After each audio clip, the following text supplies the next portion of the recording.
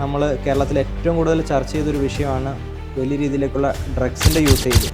8-10 വയസ്സുള്ള ചെറുപ്പക്കാർ വലിയ രീതിയിലേക്കുള്ള അക്രമവാസനയിലേക്ക് പോകുന്നു. നമ്മുടെ സ്കൂളുകളിൽ അല്ലെങ്കിൽ കോളേജുകളിൽ ഒരു വിളിപ്പാടകലെ വലിയ രീതിയിലേക്കുള്ള സിന്തറ്റിക് ഡ്രഗുകൾ അവൈലബിൾ ആകുന്ന ഒരു സാഹചര്യം ഉണ്ടായി. ഈ അടുത്ത കാലത്ത് ഒരു തരത്തിലുള്ള മൂവ്മെന്റുകളും ഈ പറയുന്ന സോ കോൾഡ് അഡൽട്സ് അല്ലെങ്കിൽ പറയുന്ന യുവതലമുറയെ കുറ്റം പറയുന്ന ആളുകൾ കൊണ്ടുവന്നിട്ടില്ല.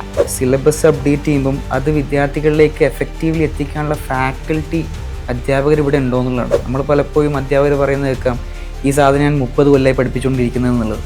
അപ്പോൾ ഇങ്ങനെ സിലബസ് മാറുമ്പം അത് എഫക്റ്റീവ്ലി വിദ്യാർത്ഥികൾക്ക് എത്തിക്കാനുള്ള ഫാക്കൽറ്റി ഇവിടെ ഉണ്ടോ? നമ്മൾ പല രാജ്യങ്ങൾ, ഇപ്പോൾ വികസിതമായിട്ടുള്ള പല രാജ്യങ്ങൾ നമ്മൾ എടുക്കുക, ഇപ്പോൾ ചൈന എടുക്കുക, അല്ലെങ്കിൽ ഫിൻലൻഡ് എടുക്കുക, ജപ്പാൻ പോലെയുള്ള പല രാജ്യങ്ങൾ നമ്മൾ എടുക്കുകയാണെങ്കിൽ അവരേറ്റവും കൂടുതൽ ഇൻവെസ്റ്റ്മെൻറ്റ് നടത്തുന്നത് അവരുടെ ഈ ഒരു 8 വയസ്സിന് താഴെയുള്ള വിദ്യാർത്ഥികളെ ട്രെയിൻ ചെയ്യിപ്പിക്കുന്നതിന് വേണ്ടിയിട്ടാണ്. അപ്പോൾ നമ്മൾ ഈ അധ്യാപകരുടെ കാറ്റഗറി തന്നെ എടുക്കുക, അംഗനവാടിയിലുള്ള അധ്യാപകർ അല്ലെങ്കിൽ പ്രീ പ്രൈമറി ലെവലുള്ള അധ്യാപകർ എടുക്കുക, അവരെല്ലാം ലോ സ്കെയിൽ ആയിട്ടുള്ള ഒരു സാലറിയാണ് അവർ മേടിക്കുന്ന ഒരു സാഹചര്യം. അതായത് നമ്മുടെ ഒരു എഡ്യൂക്കേഷൻ സിസ്റ്റത്തിൽ ഈ ബേസിക് ആയിട്ടുള്ള എഡ്യൂക്കേഷന് വലിയ പ്രാധാന്യം കൊടുക്കുന്നില്ല. ഏറ്റവും കൂടുതൽ പരാതികൾ ലഭിക്കുന്നത് ഇത്തരത്തിലുള്ള സാമ്പത്തിക തട്ടിപ്പിന് ഇരയായിട്ടുള്ള വിദ്യാർത്ഥികളാണ്. അപ്പോൾ നമ്മൾ ഈ സ്ഥാപനങ്ങളെ അന്വേഷിച്ച് നമ്മളവിടെ ചെല്ലുമ്പോൾ ഒരുപക്ഷെ സ്ഥാപനങ്ങളില്ലാത്ത സാഹചര്യമുണ്ട്. കേരളത്തിൻ്റെ ഏത് ജില്ലകളെടുത്തോട്ടെ, ഏത് സിറ്റികളെടുത്തോട്ടെ, ആയിരക്കണക്കിന് വിദ്യാഭ്യാസ സ്ഥാപനങ്ങളാണ്. അത് ഡിപ്ലോമ കോഴ്സുകൾ 5 മാസം 6 മാസം 1 വർഷത്തെ ഡിപ്ലോമ കോഴ്സുകൾ കൊടുക്കുന്ന ആയിരക്കണക്കിന് വിദ്യാഭ്യാസ സ്ഥാപനങ്ങളാണ്. അതൊരു വലിയ വിദ്യാഭ്യാസ ലോബിയായി കേരളത്തിൽ നിലനിൽക്കുന്നുണ്ടെന്നൊരു വസ്തുതയാണ്. വലിയ ടാലൻ്റ് ആയിട്ടുള്ള ഈ ഒരു യൂത്ത്സ് എന്ന് നമ്മൾ പറയുമ്പോഴും അവർ ഗ്ലോബൽ മാർക്കറ്റിൽ വിദ്യാഭ്യാസ മേഖലയിൽ പിന്നോട്ട് പോകുന്നുണ്ട്. വലിയ ലോ സ്കെയിലുകൾ ജോബുകളിലേക്ക് മാത്രം അക്കോമഡേറ്റ് ചെയ്യാൻ പറ്റുന്ന ഒരു സാഹചര്യത്തിലേക്ക് മാത്രം അവർ പോകുന്നു. അവരുടെ ഒരു പൊട്ടൻഷ്യൽ പൂർണ്ണമായിട്ട് ഉപയോഗപ്പെടുത്താൻ പറ്റുന്നില്ല. ക്യാമ്പസിൽ രാഷ്ട്രീയത്തിൻ്റെയോ ആവശ്യം ഇല്ല എന്നുള്ളൊരു തലങ്ങളിലേക്ക് പറയുന്നു. പക്ഷേ രാഷ്ട്രീയത്തെ ഒരു പ്രൊഫഷണൽ ആംഗിളോടുകൂടി കാണണം എന്നുള്ളൊരു വ്യക്തിപരമായിട്ടുള്ളൊരു അഭിപ്രായമുണ്ട്. നെഗറ്റീവായി പോർട്രേറ്റ് ചെയ്യപ്പെടാൻ വലിയ തോതിൽ സിനിമ കൂടി കാരണമാകുന്നുണ്ടെന്ന് തോന്നുന്നു. അപ്പോൾ നമ്മൾ കാണുന്ന സിനിമകൾ മുഴുവൻ ഈ രാഷ്ട്രീയം എന്തോ വലിയ പാതകമാണെന്നുള്ള രീതിയിലുള്ള ചിത്രീകരണമാണ്. പല പഴയ സിനിമകളാവട്ടെ, ഇപ്പം വരുന്ന സിനിമകളാവട്ടെ, രാഷ്ട്രീയത്തിന്റെ നല്ല സന്ദേശം പറയുന്ന ഏകപക്ഷീയമായി എനിക്ക് തോന്നുന്നത്. നമ്മൾ കാണുന്ന സിനിമകൾ മുഴുവൻ രാഷ്ട്രീയക്കാരും മുഴുവൻ അഴിമതിക്കാരും അല്ലെങ്കിൽ കൊള്ളരുതാത്ത ആൾക്കാരുമാണെന്നുള്ള രീതിയിലുള്ള ചിത്രീകരണം പണ്ട് മുതലേ നമ്മുടെ സിനിമാ മേഖലയിലും അല്ലെങ്കിൽ മറ്റു മേഖലകളിലൊക്കെ ഉണ്ട്. അതുകൂടി ഈ ഒരു രാഷ്ട്രീയം എന്നുള്ളത് നെഗറ്റീവായി പോർട്രേറ്റ് ചെയ്യപ്പെടാനുള്ള ഒരു കാരണമായിട്ട് തോന്നുന്നു. സർക്കാർ നടത്തുന്ന ലഹരി വിരുദ്ധമായിട്ടുള്ള ഏത് പോരാട്ടങ്ങൾക്കും കക്ഷി രാഷ്ട്രീയത്തിൻ്റെ അതിർവരമ്പുകൾക്ക് അപ്പുറം നിന്നുകൊണ്ട് ഞങ്ങൾ കൈകോർക്കാൻ തയ്യാറാണ്. നമുക്ക് ഈ ഒരു വിപത്തിനെ തടയണം. കാരണം ഒരു രാജ്യത്തിൻ്റെ അസറ്റ് ആകേണ്ട ചെറുപ്പക്കാരുടെ മസ്തിഷ്കത്തെ വലിയ രീതിയിലേക്ക് ബാധിക്കുന്നുണ്ട് ഈ പറയുന്ന രാസലഹരികളുടെ എല്ലാം ഉപയോഗം. അപ്പോൾ അത് കർട്ടയിൽ ചെയ്യപ്പെടണം. ഇപ്പം നിലവിൽ ഇവിടെ നമ്മുടെ സംസ്ഥാനത്ത് നടക്കുന്നത് എന്താണ്? വലിയ രീതിയിലേക്കുള്ള എക്സൈസ് വേട്ടകൾ നടക്കുന്നു, അല്ലെങ്കിൽ പോലീസ് വേട്ടകൾ നടക്കുന്നു. ഇതിലെല്ലാം എന്ത് ചെയ്യുന്നു? എൻഡ് യൂസേഴ്സായിട്ടുള്ള 1, 2, 3 ആളുകളെ ഇവർ അറസ്റ്റ് ചെയ്യുന്നു. എന്നാൽ ഇതിൻ്റെ ഒറിജിൻ എവിടെയാണ്? എവിടെ നിന്ന് ഇത് ഉത്ഭവിക്കുന്നു? ആരാണ് ഇതിൻ്റെ ചെയിനിനെ നിയന്ത്രിക്കുന്നത്? ആരാണ് ഇതിൻ്റെ മണി മോട്ടീവായിട്ട് ഇത് വലിയ രീതിയിലേക്കുള്ള ഒരു പ്രൊഡക്ഷൻ രീതിയിലേക്ക് ഇതിനെ കൊണ്ടുപോകുന്നത്? അതിൻ്റെ ഒറിജിൻ നമുക്ക് കർട്ടയിൽ ചെയ്യപ്പെടാൻ സാധിക്കുന്നില്ല. അപ്പോൾ ഒരു സർക്കാരിനെ സംബന്ധിച്ചിടത്തോളം ആ നാട്ടിലെ ചെറുപ്പക്കാരുടെ നമ്മൾ ആദ്യം പറഞ്ഞ ഈ മാനസികാരോഗ്യവും അല്ലെങ്കിൽ അതേപോലെ തന്നെ ഈ ഡ്രഗ് യൂസേജ് ഉൾപ്പെടെയുള്ള വിഷയങ്ങളിൽ ഇടപെടലുകൾ നടത്തി അതിനെ സ്റ്റോപ്പ് ചെയ്യുന്നൊരു രീതിയിലേക്ക് പോകണം. 2026 UDFൻ്റെ ഒരു ഗവൺമെൻറ് കേരളത്തിൽ അധികാരത്തിൽ കയറുമ്പോൾ വിദ്യാഭ്യാസ മേഖലയിൽ കൊണ്ടുവരേണ്ടുന്ന മാറ്റങ്ങൾ അത് പുതിയ തലമുറയെ കൂടി അഡ്രസ്സ് ചെയ്തുകൊണ്ട് മുന്നോട്ട് പോകാൻ പര്യാപ്തമായിട്ടുള്ള രീതിയിലേക്ക്. ഹായ്, സൈന സൗത്ത് പ്ലസിലേക്ക് സ്വാഗതം. കേരളത്തിലെ വിദ്യാഭ്യാസ സമ്പ്രദായത്തിൽ ഉണ്ടാവേണ്ട മാറ്റങ്ങളെക്കുറിച്ച് സംസാരിക്കാൻ നമ്മളോടൊപ്പം ഉള്ളത് KSU സംസ്ഥാന പ്രസിഡന്റ് അലോഷ്യസ് സേവ്യർ, കൂടെ ജെൻസി വിദ്യാർത്ഥി പ്രതിനിധികളും. നമ്മൾ 100% സാക്ഷരതയുള്ള സംസ്ഥാനമെന്ന് നമ്മൾ 1990കൾ മുതൽ നമ്മൾ പറഞ്ഞു വന്നതാണ്. അതായത് ഒരാൾക്ക് വായിക്കാൻ അല്ലെങ്കിൽ എഴുതാൻ അല്ലെങ്കിൽ ബേസിക് ആയിട്ടുള്ള മാത്തമാറ്റിക്സ് ചെയ്യാൻ പറ്റുന്ന ഒരു സാഹചര്യത്തിലേക്ക് ഒരു സംസ്ഥാനം പൂർണ്ണമായും സാക്ഷരതയുള്ള ഒരു സംസ്ഥാനമാണ് എന്ന് നമുക്ക് പറയാം. അത് നമ്മൾ എല്ലാം വലിയ രീതിയിലേക്ക് അഭിമാനിക്കുന്ന ഒരു കാര്യം കൂടിയാണ്. എന്നാൽ നമ്മൾ ഈ 100% സാക്ഷരതയുള്ള സംസ്ഥാനം എന്ന് പറയുമ്പോൾ നമ്മുടെ ഈ ലിറ്ററേറ്റ് ആയിട്ടുള്ള യൂത്ത്സ് എവിടെ പോയിരിക്കുന്നു? ഇപ്പം നമ്മുടെ നല്ല പൊട്ടൻഷ്യലായിട്ടുള്ള ഹൈലി ക്വാളിഫൈഡ് ആയിട്ടുള്ള നല്ല എഡ്യൂക്കേറ്റഡ് ആയിട്ടുള്ള ഈ യൂത്ത്സ് ഇവരാരും ഈ നാട്ടിൽ നിലവിലില്ല. അവരെല്ലാം വലിയ രീതിയിലേക്ക് ഈ നാട് വിട്ട് മൈഗ്രേറ്റ് ചെയ്യപ്പെട്ടു പോകുന്ന ഒരു സാഹചര്യമാണ് നിലവിലുള്ളത്. അപ്പോൾ നമ്മൾ എംപ്ലോയബിലിറ്റിയെ പറ്റി പറയുമ്പോൾ നമ്മൾ ജോബ് സെക്ടറിനെ വേണമെങ്കിൽ നമുക്ക് 2 ആയിട്ട് നമുക്ക് വേണമെങ്കിൽ നമുക്ക് തരംതിരിക്കാം. അതായത് ഇപ്പോൾ പാഷൻ സെൻട്രിക് ആയിട്ടുള്ള എഡ്യൂക്കേഷൻ അല്ലെങ്കിൽ ജോബ് എന്ന് വേണമെങ്കിൽ നമുക്കതിനെ ഒന്നാമതായി നമുക്ക് വേണമെങ്കിൽ പറയാം. രണ്ടാമത് നമ്മുടെ സബ്സിസ്റ്റൻസ് സെൻട്രിക് ജോബ് അല്ലെങ്കിൽ എഡ്യൂക്കേഷൻ. പാഷൻ സെൻട്രിക് എന്ന് പറയുമ്പോൾ നമ്മൾ സ്വാഭാവികമായിട്ടും നമ്മൾ കൂടുതൽ ആഗ്രഹം കൊണ്ട്, താല്പര്യം കൊണ്ട്, അല്ലെങ്കിൽ നമ്മുടെ അഭിരുചിക്ക് അനുസരിച്ച് നമ്മൾ തിരഞ്ഞെടുക്കുന്ന കോഴ്സുകൾ അല്ലെങ്കിൽ ജോബാണ് എന്ന് പറയുന്നത് ഈ പാഷൻ സെൻട്രിക് എന്ന് പറയുന്നത്. അതേപോലെ സബ്സിസ്റ്റൻസ് സെൻട്രിക് എന്ന് പറയുമ്പോൾ സ്വാഭാവികമായിട്ടും നമ്മൾ നമ്മുടെ ജീവിതം മുന്നോട്ട് കൊണ്ടുപോകാൻ വേണ്ടി ഒരു തൊഴിൽ വേണമെന്നതുകൊണ്ട് നമ്മൾ ചെയ്യുന്നത്. അത് ഒരുപക്ഷെ നമുക്ക് ചിലപ്പോൾ താല്പര്യത്തിൻ്റെ ഭാഗമായിട്ട് നമ്മൾ ചെയ്യുന്നതായിരിക്കില്ല. ഇപ്പം നമ്മൾ പാഷൻ, ഇപ്പം ഒരാൾക്ക് നല്ല രീതിയിലേക്ക് സംഗീതത്തോട് താല്പര്യമുണ്ട്, അല്ലെങ്കിൽ ആർട്സിനോട് താല്പര്യമുണ്ട്, അല്ലെങ്കിൽ ഫിലിമിനോട് താല്പര്യമുണ്ട്, അല്ലെങ്കിൽ സ്പോർട്സിനോട് താല്പര്യമുണ്ട്. അങ്ങനെ ഓരോ താല്പര്യങ്ങൾ ആ പാഷൻ്റെ പുറകെ പോകുമ്പോൾ നമുക്ക് സ്വാഭാവികമായിട്ടും ആ മേഖലയിൽ കൂടുതൽ നമുക്ക് അത് എക്സൽ ചെയ്യാൻ നമുക്ക് പറ്റുന്ന ഒരു സാഹചര്യമുണ്ട്. മറിച്ച് രണ്ടാമത്തെ കാര്യം നമ്മൾ പറയുകയാണെങ്കിൽ സ്വാഭാവികമായിട്ടും ഒരു താല്പര്യമില്ലാതെ നമ്മൾ മനസ്സും അടുത്ത് അല്ലെങ്കിൽ ആരുടെയൊക്കെയോ നിർബന്ധത്തിന് വഴങ്ങി നമ്മൾ തൊഴിൽ ചെയ്യുന്ന ഒരു സാഹചര്യത്തിലേക്കാണ് നിലവിൽ പോകുന്നത്.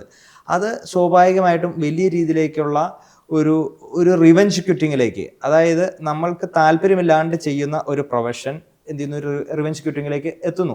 നമ്മുടെ സംസ്ഥാനത്തെ ഒരു തൊഴിൽ മാർക്കറ്റ് നമ്മൾ പരിശോധിക്കുകയാണെങ്കിൽ വലിയ രീതിയിലേക്ക് നമ്മുടെ ഈ ഒരു അട്രിഷൻ റേറ്റ്, അതായത് കൊഴിഞ്ഞുപോക്ക് നമ്മൾ പരിശോധിക്കുമ്പോൾ ഇത് ഒരു മുഖ്യ കാരണമായിട്ട് നമ്മുടെ മുൻപിൽ വെക്കുന്നുണ്ട്. അപ്പോൾ നമ്മളൊരു 100% സാക്ഷരതയുള്ള സംസ്ഥാനം എന്ന് നമ്മൾക്ക് പറയുമ്പോഴും ഈ തൊഴിൽ മേഖലയിൽ നമ്മൾ വലിയ രീതിയിലേക്ക് പിന്നോക്കാവസ്ഥയിൽ നിൽക്കുന്നുണ്ട് എന്നതൊരു യാഥാർത്ഥ്യമേയെല്ലാം നമ്മുടെ മുൻപിൽ നിൽക്കുന്നുണ്ട്.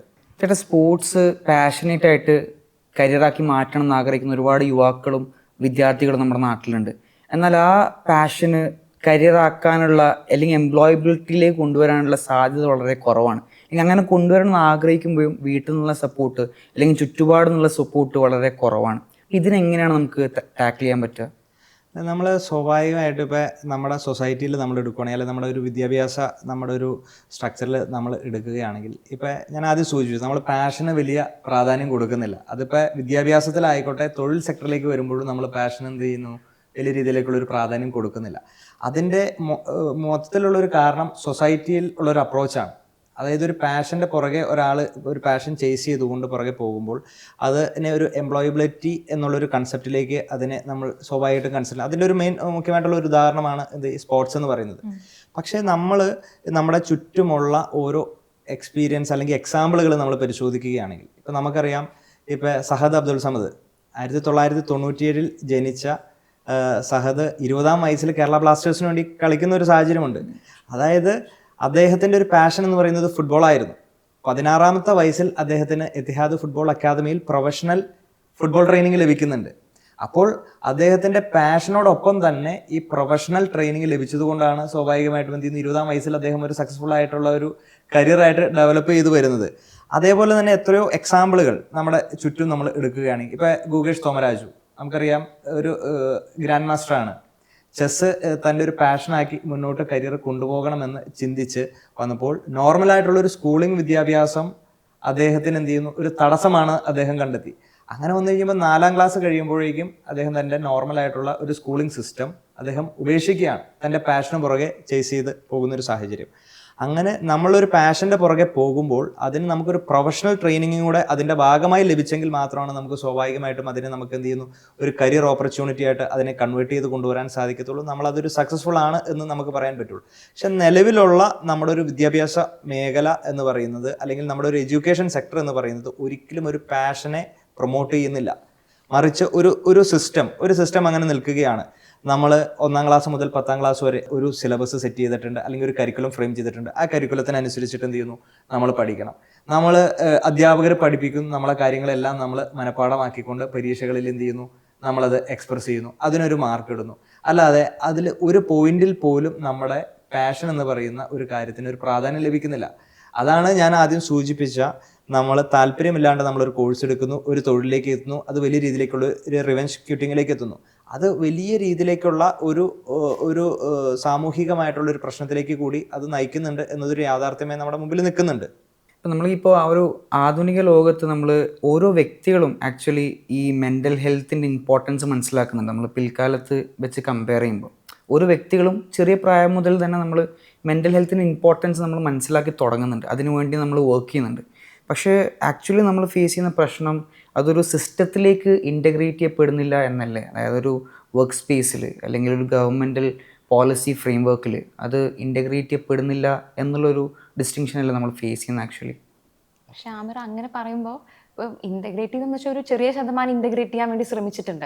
ഇപ്പം മെൻ്റൽ ഹെൽത്ത് ഒരു അവയർനെസ് ആമിർ നേരത്തെ സൂചിപ്പിച്ചതുപോലെ എല്ലാവർക്കും ആ അവയർനെസ് കിട്ടിയതിൻ്റെ ഭാഗമായിട്ട് ക്യാമ്പസുകളിൽ നോട്ടിഫിക്കേഷൻ, ഇപ്പം നമ്മളൊക്കെ പഠിക്കുന്ന കാലഘട്ടത്തിൽ നമുക്കറിയാം നോട്ടിഫിക്കേഷൻ വരികയും ഇവിടെ സൈക്കോളജിസ്റ്റിന്റെ സേവനം ലഭ്യമാണെന്ന് അറിയിപ്പുകൾ ഉണ്ടാവുകയും, പക്ഷെ അതൊന്നും നടപ്പിലാകാതെ പോവുകയാണ് ഉണ്ടാവുക.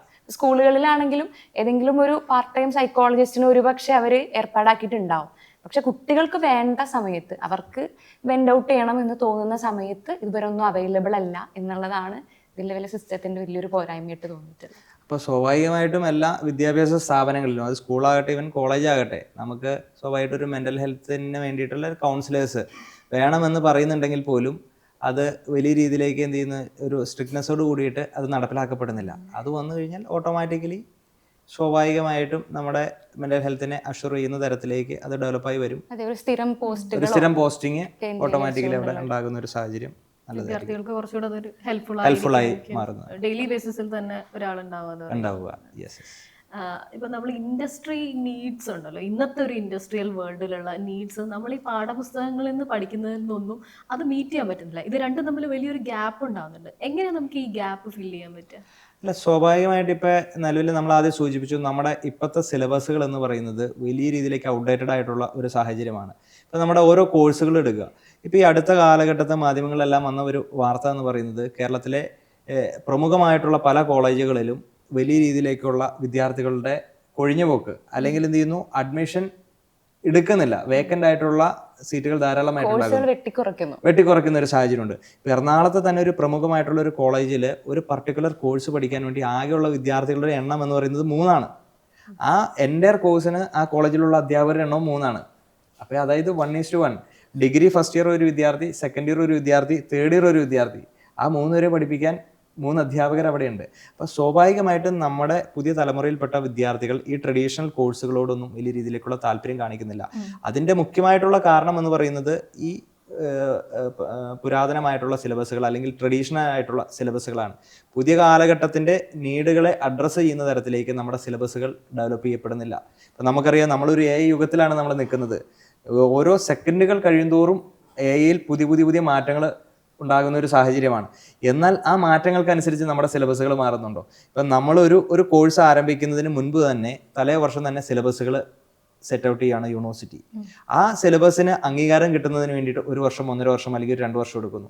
ആ 2 വർഷത്തിന് ശേഷം അംഗീകാരം കിട്ടി ഒരു വിദ്യാർത്ഥി ഒരു കോഴ്സിന് ജോയിൻ ചെയ്ത് 3 വർഷം, അതായത് കോഴ്സ് കഴിയുമ്പോഴത്തേക്കും ടോട്ടലി സിലബസ് സെറ്റ് ചെയ്ത് 5 വർഷമാകുന്നു. അപ്പോൾ ടോട്ടൽ മാർക്കറ്റിലുള്ള നീഡ്സിനെ എല്ലാം എന്ത് ചെയ്യുന്നില്ല, അത് അഡ്രസ്സ് ചെയ്യപ്പെടുന്നില്ല. അപ്പോൾ ഈ ഔട്ട്ഡേറ്റഡ് ആയിട്ടുള്ള സിലബസുകൾ, സ്കിൽ ഓറിയൻറ്റഡ് അല്ലാത്ത കോഴ്സുകൾ സ്വാഭാവികമായിട്ടും നമ്മുടെ വിദ്യാഭ്യാസ മേഖലയിൽ ഒരു വലിയ രീതിയിലേക്ക് പിന്നോട്ടടിക്കുന്നുണ്ടെന്നുള്ളൊരു യാഥാർത്ഥ്യമാണ്. അതുകൊണ്ട് തന്നെയാണ് ഈ ഗ്ലോബൽ മാർക്കറ്റിൽ, ജോബ് മാർക്കറ്റിൽ നമ്മുടെ വിദ്യാർത്ഥികൾക്ക് എന്ത് ചെയ്യാൻ പറ്റുന്നില്ല, കോമ്പീറ്റ് ചെയ്യാൻ പറ്റാത്തൊരു സാഹചര്യത്തിലേക്ക് മുന്നോട്ട് പോകുന്നു. അപ്പോൾ കേരളത്തിലെ വലിയ ടാലൻറ്റഡ് ആയിട്ടുള്ള ഈ ഒരു യൂത്ത്സ് എന്ന് നമ്മൾ പറയുമ്പോഴും അവർ ഗ്ലോബൽ മാർക്കറ്റിൽ വിദ്യാഭ്യാസ മേഖലയിൽ പിന്നോട്ട് പോകുന്നുണ്ട്. വലിയ ലോ സ്കെയിൽ ജോബുകളിലേക്ക് മാത്രം അക്കോമഡേറ്റ് ചെയ്യാൻ പറ്റുന്ന ഒരു സാഹചര്യത്തിലേക്ക് മാത്രം അവർ പോകുന്നു. അവരുടെ ഒരു പൊട്ടൻഷ്യൽ പൂർണ്ണമായിട്ട് ഉപയോഗപ്പെടുത്താൻ പറ്റുന്നില്ല. ഒരു പുതിയ AI ടൂൾ വന്നു കഴിഞ്ഞാൽ അതെങ്ങനെയാണ് ഉപയോഗിക്കേണ്ടതെന്ന് നമ്മുടെ ഒരു കമ്പ്യൂട്ടർ സയൻസ് പഠിക്കുന്ന ഒരു വിദ്യാർത്ഥിക്കോ അല്ലെങ്കിൽ ഇതുമായി ബന്ധപ്പെട്ട ഒരു വിദ്യാർത്ഥിക്കോ അറിയാൻ പറ്റാത്തൊരു സാഹചര്യം, അല്ലെങ്കിൽ ഒരു സിവിൽ എഞ്ചിനീയറിംഗ് പഠിക്കുന്ന ഒരു വിദ്യാർത്ഥിക്ക് പുതിയ ഒരു കൺസ്ട്രക്ഷൻ മേഖലയുമായി ബന്ധപ്പെട്ട ഒരു മാറ്റത്തെ പ്രായോഗിക തലത്തിലേക്ക് എത്തിക്കാൻ സാധിക്കുന്നില്ല. അപ്പോൾ നമ്മുടെ വിദ്യാഭ്യാസ മേഖലയിൽ സ്കില്ല് വളരെ ഇമ്പോർട്ടൻ്റ് ആയിട്ടുള്ളൊരു കാര്യമാണ്. ആ സ്കില്ല് എന്ന് പറയുമ്പോൾ അപ്ഡേറ്റഡ് ആയിട്ടുള്ള രീതിയിലേക്ക് കോഴ്സുകൾ മാറുന്നതോടൊപ്പം ഈ സ്കിൽ സെറ്റുകൾ അവർക്ക് ലഭിക്കണം. അതിന് നമ്മൾ തിയററ്റിക്കൽ ക്ലാസ്സുമായിട്ട് നമുക്ക് മുന്നോട്ട് പോയിട്ട് കാര്യമില്ല. നമ്മളിപ്പോൾ ഞാനത് സൂചിച്ചു, നമ്മൾ 1ാം ക്ലാസ് മുതൽ നമ്മൾ പഠിക്കുന്ന എന്ത് ചെയ്യുക, പ്യുവർലി വെർബൽ ടീച്ചിങ് മാത്രമാണ് അവിടെ നടക്കുന്നത്. അവിടെ ഈ ഒരു പ്രാക്ടിക്കൽ എലമെൻസിന് വലിയ പ്രാധാന്യം ലഭിക്കുന്നില്ല, അല്ലെങ്കിൽ ഒരു ഇൻഡസ്ട്രിയൽ കൊളാബറേഷന് വേണ്ടിയിട്ട് ഒരു പ്രാധാന്യം നൽകുന്നില്ല. അങ്ങനെ നമ്മുടെ കോഴ്സുകൾ എന്ത് ചെയ്യുന്നു, കേവലം നമ്മൾ പഠിക്കുന്നതിന് വേണ്ടിയിട്ട് മാത്രം, അല്ലെങ്കിൽ ഇൻഡസ്ട്രീസിൻ്റെ നീഡിനെ അത് കാറ്റർ ചെയ്യുന്നില്ല എന്നൊരു വലിയ പ്രതിസന്ധിയാണ്. അപ്പോൾ സ്വാഭാവികമായിട്ടും ഇതൊരു ഇൻഡസ്ട്രിയും വിദ്യാഭ്യാസവും തമ്മിലൊരു സിംബയോട്ടിക് റിലേഷൻഷിപ്പ് ഉണ്ടായെങ്കിൽ മാത്രമാണ് സ്വാഭാവികമായിട്ടും എന്ത് ചെയ്യുന്നു, മാർക്കറ്റ് ഡിമാൻഡിനനുസരിച്ചിട്ട് നമുക്ക് വിദ്യാർത്ഥികളെ അവരെ ഡെവലപ്പ് ചെയ്തെടുക്കാൻ പറ്റത്തുള്ളൂ, അവരുടെ ജോബ് റിക്വയർമെൻറ്റ്സ് സാറ്റിസ്ഫൈ ചെയ്യാൻ പറ്റത്തുള്ളൂ. അതിൽ നിലവിൽ നമ്മുടെ സിസ്റ്റം ഒരു വലിയ പോരായ്മയായിട്ട് നിൽക്കുന്നുണ്ട്. അത് ഏറ്റവും അടിയന്തരമായിട്ട് അഡ്രസ്സ് ചെയ്യേണ്ട ഒരു പ്രശ്നം തന്നെയാണ്. അല്ല, അവിടെയാണ് അലോഷേട്ടൻ പറഞ്ഞ പോയിന്റ് എക്സ്റ്റെൻഡ് ചെയ്യപ്പെടുന്നത്. അതായത് ഇത് കേവലം കോളേജുകളിലെ അഡ്വാൻസ്ഡ് കോഴ്സുകളുടെ വിഷയമല്ല. ഒരു സ്കൂൾ വിദ്യാഭ്യാസം കഴിഞ്ഞു വരുന്ന ഒരു കുട്ടിക്ക് പെട്ടെന്ന് തന്നെ ഈ ഒരു സ്കിൽ സെറ്റിനോട് അഡാപ്റ്റ് ചെയ്യാൻ പറ്റണമെന്നില്ല. നമ്മളൊക്കെ സ്കൂളിൽ പഠിക്കുമ്പോൾ നമ്മൾ എക്സ്ട്രാ കരിക്കുലർ ആയിട്ട് നമ്മൾ ചെയ്യുന്ന കാര്യങ്ങൾ എന്താ? ഇപ്പം ഫാബ്രിക് പെയിന്റിങ്, നീഡിൽ വർക്ക്, ഇത്തരം കാര്യങ്ങൾക്ക് പകരം വളരെ സ്കിൽ സെറ്റ് വർദ്ധിപ്പിക്കുന്ന രീതിയിലുള്ള, അല്ലെങ്കിൽ നമുക്ക് ഭാവിയിൽ അതൊരു ഇപ്പം നേരത്തെ പറഞ്ഞതുപോലെ ഒരു ഗ്ലോബൽ ജോബ് മാർക്കറ്റിൽ തന്നെ അവർക്ക് അവരുടെ ആ ഒരു എക്സലൻസ് കാണിക്കാൻ പറ്റുന്ന രീതിയിലുള്ള കോഴ്സുകളെ നമ്മൾ സ്കൂൾ മുതലേ സിലബസിന്റെ ഭാഗമാക്കി കൊണ്ടുവന്നാൽ, പ്രത്യേകിച്ചും ഈ AI ഇനിയൊരു യുഗം എന്ന് പറഞ്ഞാൽ AI ആയിട്ട് എത്ര നന്നായി കോമ്പറ്റ് ചെയ്യാം, AI എത്ര നന്നായി യൂസ് ചെയ്യാം എന്ന് പറയുന്നതിലാണ് നമ്മുടെ ഓരോരുത്തരുടെയും സ്കില്ലിരിക്കുന്നത്. ആ കാലഘട്ടത്തിൽ അത് സ്കൂളിലേക്കും കൂടെ ഉള്ള ഒരു എക്സ്റ്റൻഷൻ വലിയ പ്രാധാന്യമുള്ളതായിട്ട് തോന്നുന്നു. നമ്മൾ ഈ സിലബസ് റിനോവേറ്റ് ചെയ്യുന്ന കാര്യം അല്ലെങ്കിൽ അപ്ഡേറ്റ് ചെയ്യുന്ന കാര്യം നമ്മൾ സംസാരിച്ചല്ലോ. അപ്പോൾ അതിൽ നമ്മൾ ഫേസ് ചെയ്യുന്ന ഒരു പ്രതിസന്ധി എന്ന് എനിക്ക് തോന്നുന്നത്, നമ്മൾ സിലബസ് അപ്ഡേറ്റ് ചെയ്യുമ്പം അത് വിദ്യാർത്ഥികളിലേക്ക് എഫക്റ്റീവ്ലി എത്തിക്കാനുള്ള ഫാക്കൽറ്റി അധ്യാപകർ ഇവിടെ ഉണ്ടോ എന്നുള്ളതാണ്. നമ്മൾ പലപ്പോഴും അധ്യാപകർ പറയുന്നത് കേൾക്കാം, ഈ സാധനം ഞാൻ 30 കൊല്ലമായി പഠിപ്പിച്ചുകൊണ്ടിരിക്കുന്നത് എന്നുള്ളത്. അപ്പോൾ ഇങ്ങനെ സിലബസ് മാറുമ്പം അത് എഫക്റ്റീവ്ലി വിദ്യാർത്ഥികൾക്ക് എത്തിക്കാനുള്ള ഫാക്കൽറ്റി ഇവിടെ ഉണ്ടോ, അങ്ങനെ ഇല്ലെങ്കിൽ എന്ത് ചെയ്യാൻ പറ്റും എന്നുള്ളതാണ് ഒരു പ്രതിസന്ധി. അല്ല, അത് വളരെ ഒരു ഗൗരവമുള്ള ഒരു കാര്യമാണ്. കാരണം നമ്മുടെ അധ്യാപകരെല്ലാം ബേസിക്കലി പല അധ്യാപകരും സ്വാഭാവികമായിട്ടും ഈ കോഴ്സുകൾ മാറ്റാത്ത അല്ലെങ്കിൽ സിലബസുകൾ മാറ്റാത്തതിൻ്റെ മുഖ്യമായ കാരണം അവർക്ക് എക്സ്ട്രാ എഫേർട്ട് ഇടണം, അവർക്ക് കൂടുതലായിട്ട് ഹാർഡ് വർക്ക് ചെയ്യപ്പെടേണ്ട ഒരു സാഹചര്യമുണ്ട്. അപ്പോൾ 30-35 വർഷം ഒരു സിലബസ് അതേപോലെ തന്നെ പോവുകയാണെങ്കിൽ അവർ കൂടുതൽ റിസർച്ച് ചെയ്യേണ്ട കാര്യം വരുന്നില്ല, കൂടുതൽ അപ്ഡേറ്റഡ് ആവേണ്ട കാര്യമില്ല. അത് തന്നെ അവർക്ക് സ്വാഭാവികമായിട്ടും ഇത് ചെയ്ത് അത് നമ്മുടെ ഒരു വിദ്യാഭ്യാസ സിസ്റ്റത്തിൻ്റെ ഒരു പോരായ്മ തന്നെയാണ്. ഇപ്പം നമ്മൾ ഈ അധ്യാപകരുടെ കാറ്റഗറി തന്നെ എടുക്കുക. നമ്മൾ ഈ ഏറ്റവും കൂടുതൽ ഹൈലി പെയ്ഡ് ആകുന്ന അധ്യാപകർ എന്ന് പറഞ്ഞാൽ മുകൾ തട്ടിലേക്ക് വരുന്ന അധ്യാപകരാണ് ഏറ്റവും കൂടുതൽ ഹൈലി പെയ്ഡ്. എന്നാൽ നമ്മൾ ഇപ്പം നമ്മുടെ കിൻഡർ ഗാർഡനിലുള്ള അല്ലെങ്കിൽ അംഗനവാടിയിലുള്ള അധ്യാപകർ അല്ലെങ്കിൽ പ്രീ പ്രൈമറി ലെവലുള്ള അധ്യാപകർ എടുത്തുക, അവരെല്ലാം വലിയ ലോ സ്കെയിൽ ആയിട്ടുള്ള ഒരു സാലറിയാണ് അവർ മേടിക്കുന്ന ഒരു സാഹചര്യം. അതായത് നമ്മുടെ ഒരു എഡ്യൂക്കേഷൻ സിസ്റ്റത്തിൽ ഈ ബേസിക് ആയിട്ടുള്ള എഡ്യൂക്കേഷന് വലിയ പ്രാധാന്യം കൊടുക്കുന്നില്ല. എന്നാൽ നമ്മൾ പല രാജ്യങ്ങളും, ഇപ്പോൾ വികസിതമായിട്ടുള്ള പല രാജ്യങ്ങളും നമ്മൾ എടുക്കുക, ഇപ്പോൾ ചൈന എടുക്കുക, അല്ലെങ്കിൽ ഫിൻലൻഡ് എടുക്കുക, ജപ്പാൻ പോലെയുള്ള പല രാജ്യങ്ങളും നമ്മൾ എടുക്കുകയാണെങ്കിൽ അവരേറ്റവും കൂടുതൽ ഇൻവെസ്റ്റ്മെൻറ്റ് നടത്തുന്നത് അവരുടെ ഈ ഒരു 8 വയസ്സിന് താഴെയുള്ള വിദ്യാർത്ഥികളെ ട്രെയിൻ ചെയ്യിപ്പിക്കുന്നതിന് വേണ്ടിയിട്ടാണ്. അപ്പോൾ പഠനത്തോടൊപ്പം പഠനം അവർക്ക് ആസ്വാദികരമായി വരുന്നുണ്ട്. അവർക്ക് എന്ത് ചെയ്യുന്നു, പ്രോപ്പറായിട്ടുള്ള ട്രെയിനിങ്ങുകൾ ലഭിക്കുന്നുണ്ട്. നമ്മൾ ആദ്യം പറഞ്ഞ അവരുടെ പാഷനുകളെ അല്ലെങ്കിൽ ഡ്രീമുകളെ അവർക്ക് ചേസ് ചെയ്യാൻ പറ്റുന്ന ഒരു സാഹചര്യം നിലവിലുണ്ട്. അപ്പോൾ ഈ ചെറിയ ക്ലാസ്സിൽ നമ്മൾ കൂടുതൽ ഇൻവെസ്റ്റ്മെൻറ്റ് വരും. നമ്മളിപ്പോൾ ഈ അടുത്ത കാലത്ത് നമ്മൾ ഏറ്റവും കൂടുതൽ ചർച്ച ചെയ്യുന്നതാണ് സൗജന്യമായിട്ടുള്ള ഡിഗ്രി വിദ്യാഭ്യാസം അല്ലെങ്കിൽ PG വിദ്യാഭ്യാസം എന്നൊക്കെ പറയുന്നു. അതായത് ലോകം ഈ പ്രൈമറി വിദ്യാഭ്യാസം അല്ലെങ്കിൽ പ്രീ സ്കൂളിംഗ് ഒരു 3ാം ക്ലാസ് അല്ലെങ്കിൽ 4ാം ക്ലാസ്സിന് താഴെയുള്ള വിദ്യാഭ്യാസത്തിന് കൂടുതൽ പ്രാധാന്യം കൊടുക്കുമ്പോൾ നമ്മളിവിടെ പ്രാധാന്യം കൊടുക്കുന്നത് ഡിഗ്രി അല്ലെങ്കിൽ ഒരു PG തലത്തിലേക്കാണ്. അപ്പം നമ്മൾ അതിൻ്റെ ഒരു സിസ്റ്റം സ്വാഭാവികമായിട്ടും മാറുകയാണെങ്കിൽ, ഒരു റിവേഴ്സ് ഓർഡറിലേക്ക് മാറുകയാണെങ്കിൽ മുഴുവൻ വിദ്യാർത്ഥികൾക്കും, ഒരു 8 വയസ്സിന് താഴെയുള്ള മുഴുവൻ വിദ്യാർത്ഥികൾക്ക് സൗജന്യമായിട്ടുള്ള ഇക്വലൈസ്ഡ് ആയിട്ടുള്ള, അതായത് പണമുള്ളവനും പണമില്ലാത്തവനും ഒരേപോലെ പഠിക്കാൻ സാധിക്കണം, സ്റ്റാൻഡേർഡ് ആയിട്ടുള്ള വിദ്യാഭ്യാസം. ഇവിടെ വലിയൊരു അന്തരം വിദ്യാഭ്യാസ മേഖലയിൽ ഉണ്ടാകുന്നുണ്ട്. ഇപ്പോൾ ഒരു സാധാരണ ഒരു ഗവൺമെൻറ് സ്കൂളിൽ പഠിക്കുന്ന ഒരു വിദ്യാർത്ഥിയും അല്ലെങ്കിൽ CBSE ICSE സ്കൂളിൽ പഠിക്കുന്ന വിദ്യാർത്ഥികളുടെയും ഒരു വിദ്യാഭ്യാസ നിലവാരം തമ്മിൽ ഒരു വലിയ അന്തരം ഉണ്ടാകുന്നുണ്ട്. അപ്പം അത് അടുത്ത ഒരു ഹൈറാർക്കിയിൽ, അടുത്തൊരു ശ്രേണിയിലേക്ക് വരുമ്പോഴത്തേക്കും അത് സ്വാഭാവികമായിട്ടും ആ ഒരു ഡിഫറൻസ് വർദ്ധിച്ചു വരികയാണ്. എന്നാൽ ഇതിൻ്റെ ഒരു ബേസ് നമ്മൾ കതിരെ കൊണ്ടുപോയി വളമിട്ടിട്ട് കാര്യമില്ല എന്ന് പറയുന്നുണ്ട്. അപ്പം നമ്മുടെ catch dum at the young എന്ന് പറയുന്നുണ്ട്. അതായത് ചെറുപ്രായത്തിൽ തന്നെ വിദ്യാർത്ഥികളെ നമ്മൾ എന്ത് ചെയ്യുന്നു, അവർ ട്രെയിൻ ചെയ്യുന്നു, പ്രോപ്പറായിട്ട് നമ്മൾ അവർ എഡ്യൂക്കേഷൻ കൊടുക്കുന്നു, അവരുടെ പാഷനെ അവർക്ക് ചേസ് ചെയ്യാൻ സാധിക്കുന്നു. അപ്പോൾ ഈ ഒരു 8 വയസ്സിന് താഴെ അവർക്ക് അതിൻ്റെ ഒരു ഫ്രെയിംവർക്ക് റെഡി ആയി കഴിഞ്ഞ് കഴിഞ്ഞാൽ സ്വാഭാവികമായിട്ടും അവരുടെ കരിയർ ഡ്രീംസിനെ അവർ സെറ്റ് ഔട്ട് ചെയ്ത് മുന്നോട്ട് പോകുന്നൊരു സാഹചര്യത്തിലേക്ക് പോകും. നമ്മുടെ ഒരു വിദ്യാഭ്യാസ സമ്പ്രദായം അങ്ങനെ മൊത്തത്തിലൊന്ന് പൊളിച്ചെഴുതേണ്ടുന്ന ഒരു സാഹചര്യമുണ്ട് എന്നാണ് എനിക്ക് തോന്നുന്നു. ഇപ്പോഴത്തെ അല്ലെ കുറച്ചധികം വർഷങ്ങളായിട്ടുള്ള ഒരു ട്രെൻഡ് തന്നെ നമുക്ക് പറയാൻ പറ്റുന്നത്, ഈ പറയുന്ന ഒരു വിദ്യാഭ്യാസ രീതി കഴിഞ്ഞ് +2 അല്ലെങ്കിൽ ഡിഗ്രി കഴിഞ്ഞ് വിദ്യാർത്ഥികൾ നേരെ അടുത്ത ലക്ഷ്യം എന്ന് പറയുന്നത് ഉന്നത വിദ്യാഭ്യാസത്തിന് മറ്റു രാജ്യങ്ങളിലേക്ക് പോകുക. ഏത് രാജ്യത്തേക്ക് പോകണം എന്നുള്ളതാണ് പലപ്പോഴും ഒരു ഫസ്റ്റ് ചോദ്യമായിട്ട്, അല്ലാതെ ഇവിടെ എന്ത് ചെയ്യാം എന്നുള്ളതല്ല പലരും ചിന്തിക്കുന്നത്. മാത്രമല്ല ഇങ്ങനെ പോകുന്ന ഒരു ഒഴുക്ക് പിന്നീട് തിരിച്ച് ഇങ്ങോട്ട് വരുന്നില്ല, അല്ലെങ്കിൽ ആ സ്കില്ലുകൾ അവർ നമ്മുടെ രാജ്യത്തിന് വേണ്ടി പിന്നീട് തിരിച്ചു വരുന്ന ഒരു സാധ്യത ഉണ്ടാവുന്നില്ല, വളരെ കുറവ് മാത്രമാണ് സംഭവിക്കുന്നത്. അത്തരത്തിൽ ഈ മികച്ച സ്കിൽസ് ഉള്ള ആളുകൾ നമുക്ക് നഷ്ടപ്പെടും കൂടിയല്ലേ? തീർച്ചയായിട്ടും. കാരണം കേരളം നമ്മളെല്ലാ കാലഘട്ടത്തിലും നമ്മൾ കൊട്ടി ഘോഷിക്കുന്നതാണ് കേരള മോഡൽ ഓഫ് ഡെവലപ്മെൻറ്റ് എന്ന് പറയുന്ന, നമ്മൾ വലിയ അഭിമാനത്തോടു കൂടി നമ്മൾ പറയുന്നൊരു കാര്യമാണ്.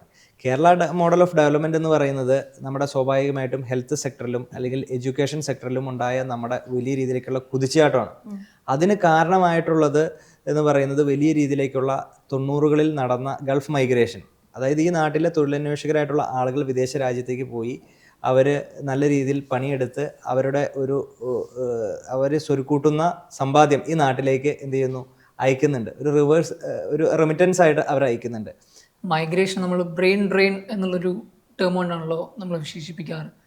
അപ്പം നമുക്കിതൊരു ബ്രെയിൻ സർക്കുലേഷനാക്കി മാറ്റിക്കൂടെ? ഇപ്പം അതായത് ഈ ബ്രെയിൻ ഒന്നായി നമ്മുടെ നാട്ടിൽ നിന്ന് വിദേശത്തേക്ക് ചോർന്നു പോകുക എന്നുള്ളതെന്ന് മാറിക്കൊണ്ട് വിദേശത്തേക്ക് ആളുകൾ പോയി, കുട്ടികൾ പോയി അവരുടെ പഠനവും അവരുടെ മറ്റ് വിദ്യാഭ്യാസപരമായിട്ടുള്ള പ്രവർത്തനങ്ങളൊക്കെ തന്നെ പൂർത്തിയാക്കിക്കൊണ്ട് അവരവരുടെ മാക്സിമം അവിടെ നിന്ന് നേടിക്കൊണ്ട് ആ നേടിയ നോളജ് അല്ലെങ്കിൽ ആ നേടിയ ടെക്നിക്കലായിട്ടുള്ള അവയർനെസ് ഒക്കെ തന്നെ നമ്മുടെ നാടിനു വേണ്ടി പ്രയോജനപ്പെടുത്തുന്ന രീതിയിൽ അവർ അത് ആ ഒരു രീതിയിലേക്ക് നമ്മുടെ കുട്ടികളും അല്ലെങ്കിൽ നമ്മുടെ വിദ്യാർത്ഥികളും വരേണ്ടത് നമ്മുടെ കാലഘട്ടത്തിൻ്റെ ഒരു ആവശ്യമാണ്. അപ്പം അങ്ങനെ ആ ഒരു ആവശ്യം നമ്മൾ നിറവേറ്റി കൊടുക്കുന്നതിൽ നമ്മുടെ നാടും അല്ലെങ്കിൽ നമ്മുടെ നാട്ടിലെ സിസ്റ്റവും ഒക്കെ തന്നെ പരാജയപ്പെടുന്നുണ്ടോ എന്നുള്ളൊരു ചോദ്യം കൂടി ഈ സമയം വളരെ ഗൗരവമായിട്ട് നമ്മൾ ചിന്തിക്കേണ്ടതാണെന്ന് തോന്നുന്നു. അല്ലാതെ നമ്മൾ കാര്യമായിട്ട് ആലോചിക്കേണ്ട ഒരു കാര്യമാണ്. കാരണം ഈ മൈഗ്രേഷന് ഒരു റിവേഴ്സ് മൈഗ്രേഷൻ സംഭവിക്കണം. അതോടൊപ്പം തന്നെ നിലവിലുള്ള ചെറുപ്പക്കാർ വിദേശത്തേക്ക് പോകുന്നത് നമ്മൾ തടയിടണം. അത് തടയിടണമെങ്കിൽ ഒന്ന് അവർക്ക് ഹോപ്പ് കൊടുക്കുന്നത്, നമ്മൾ ആദ്യം സൂചിപ്പിച്ചതുപോലെ അവർക്ക് ഹോപ്പ് കൊടുക്കണം. നമ്മുടെ വിദ്യാഭ്യാസ മേഖലയിൽ സമഗ്രമായിട്ടുള്ള മാറ്റം വരണം. അതിൽ അഡ്വാൻസ്മെൻ്റ് ഉണ്ടാകണം. പുതിയ ന്യൂ ജനറേഷൻ കോഴ്സുകൾ വരണം. അവർക്ക് ജോബ് മാർക്കറ്റിൽ അവർക്ക് എൻ്റർ ചെയ്യാൻ സാധിക്കണം. അവർക്ക് മതിയായിട്ടുള്ള വേതനം കിട്ടണം. അവർക്ക് നല്ലൊരു സോഷ്യൽ അറ്റ്മോസ്ഫിയർ. അങ്ങനെയാണെങ്കിൽ നമുക്ക് ഈ ചെറുപ്പക്കാരെ നാട്ടിലേക്ക് പിടിച്ചു നിർത്താൻ സാധിക്കും. രണ്ടാമതായി റിവേഴ്സ് മൈഗ്രേഷൻ സംഭവിക്കണമെങ്കിൽ അതിലിപ്പോൾ ശ്രീകുട്ടൻ പറഞ്ഞ ഒരു കാര്യമായിട്ട് കണക്ട് ചെയ്യാവുന്ന നമുക്ക് വിദേശ രാജ്യങ്ങൾ, ഇപ്പോൾ തായ്വാൻ പോലെയുള്ള രാജ്യങ്ങളിൽ ടെക് റിവേഴ്സൽ എന്ന് പറയുന്ന ഒരു പ്രതിഭാസം നമ്മൾ കാണുന്നുണ്ട്. അതായത് 1960കളിലും 70കളിലും ഒക്കെ വലിയ രീതിയിലേക്കുള്ള ഒരു പോപ്പുലേഷൻ എഡ്യൂക്കേറ്റഡ് ആയിട്ടുള്ള അല്ലെങ്കിൽ സ്കിൽഡ് ആയിട്ടുള്ള അവരുടെ ടെക്നിക്കലി അഡ്വാൻസ്ഡ് ആയിട്ടുള്ള ചെറുപ്പക്കാർ US പോലെയുള്ള രാജ്യങ്ങളിലേക്ക് അവർ കുടിയേറി പോകുന്നൊരു സാഹചര്യമുണ്ട്. അപ്പോൾ ആ രാജ്യം ഒരു വലിയ ക്രൈസിസിലേക്ക് എത്തിക്കഴിഞ്ഞപ്പോൾ അവിടുത്തെ പൊളിറ്റിക്കൽ നേതാക്കളെല്ലാം കൂടി തീരുമാനിച്ചു, ഈ പറയുന്ന ബ്രെയിൻ ഡ്രെയിന് പകരം നമ്മളൊരു ബ്രെയിൻ ഗെയിൻ എന്ന് പറയുന്നൊരു സാഹചര്യത്തിലേക്ക് ഈ നാട് വിട്ടുപോയ ചെറുപ്പക്കാരെ തിരിച്ചു കൊണ്ടുവരണം. അതിനു വേണ്ടിയിട്ടാണ് ഈ ടെക് റിവേഴ്സൽ എന്ന് പറയുന്ന ഒരു കൺസെപ്റ്റിനെ പറ്റി അവർ ചിന്തിക്കുന്നത്.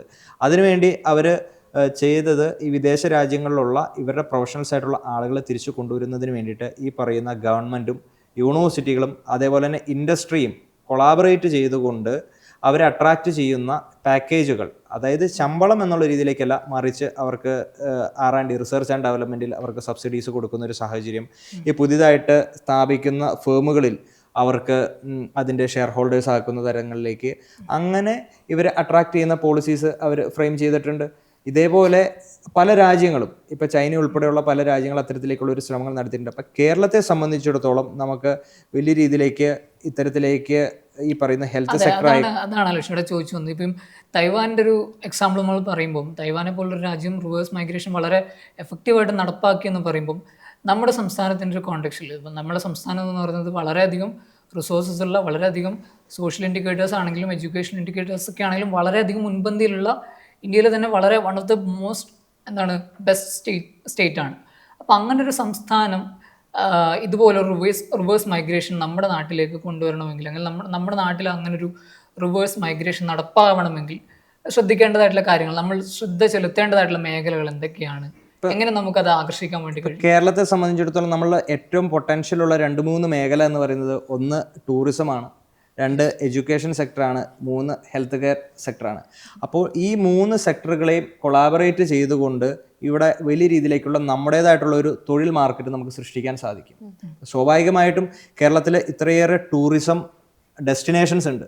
ആ ടൂറിസം ഡെസ്റ്റിനേഷൻസിനെ എല്ലാം നമുക്ക് വലിയ രീതിയിലേക്ക് ഡെവലപ്പ് ചെയ്ത് കൊണ്ടുവരാൻ സാധിക്കും. അതിൽ ഈ പറയുന്ന ഹെൽത്ത് കെയറും അതുപോലെ തന്നെ എഡ്യൂക്കേഷനെയും നമുക്ക് കൊളാബറേറ്റ് ചെയ്തുകൊണ്ട് വലിയ രീതിയിലേക്കുള്ള നമുക്ക് ഇൻവെസ്റ്റ്മെൻറ്റുകൾ നമുക്ക് കൊണ്ടുവരാൻ സാധിക്കും.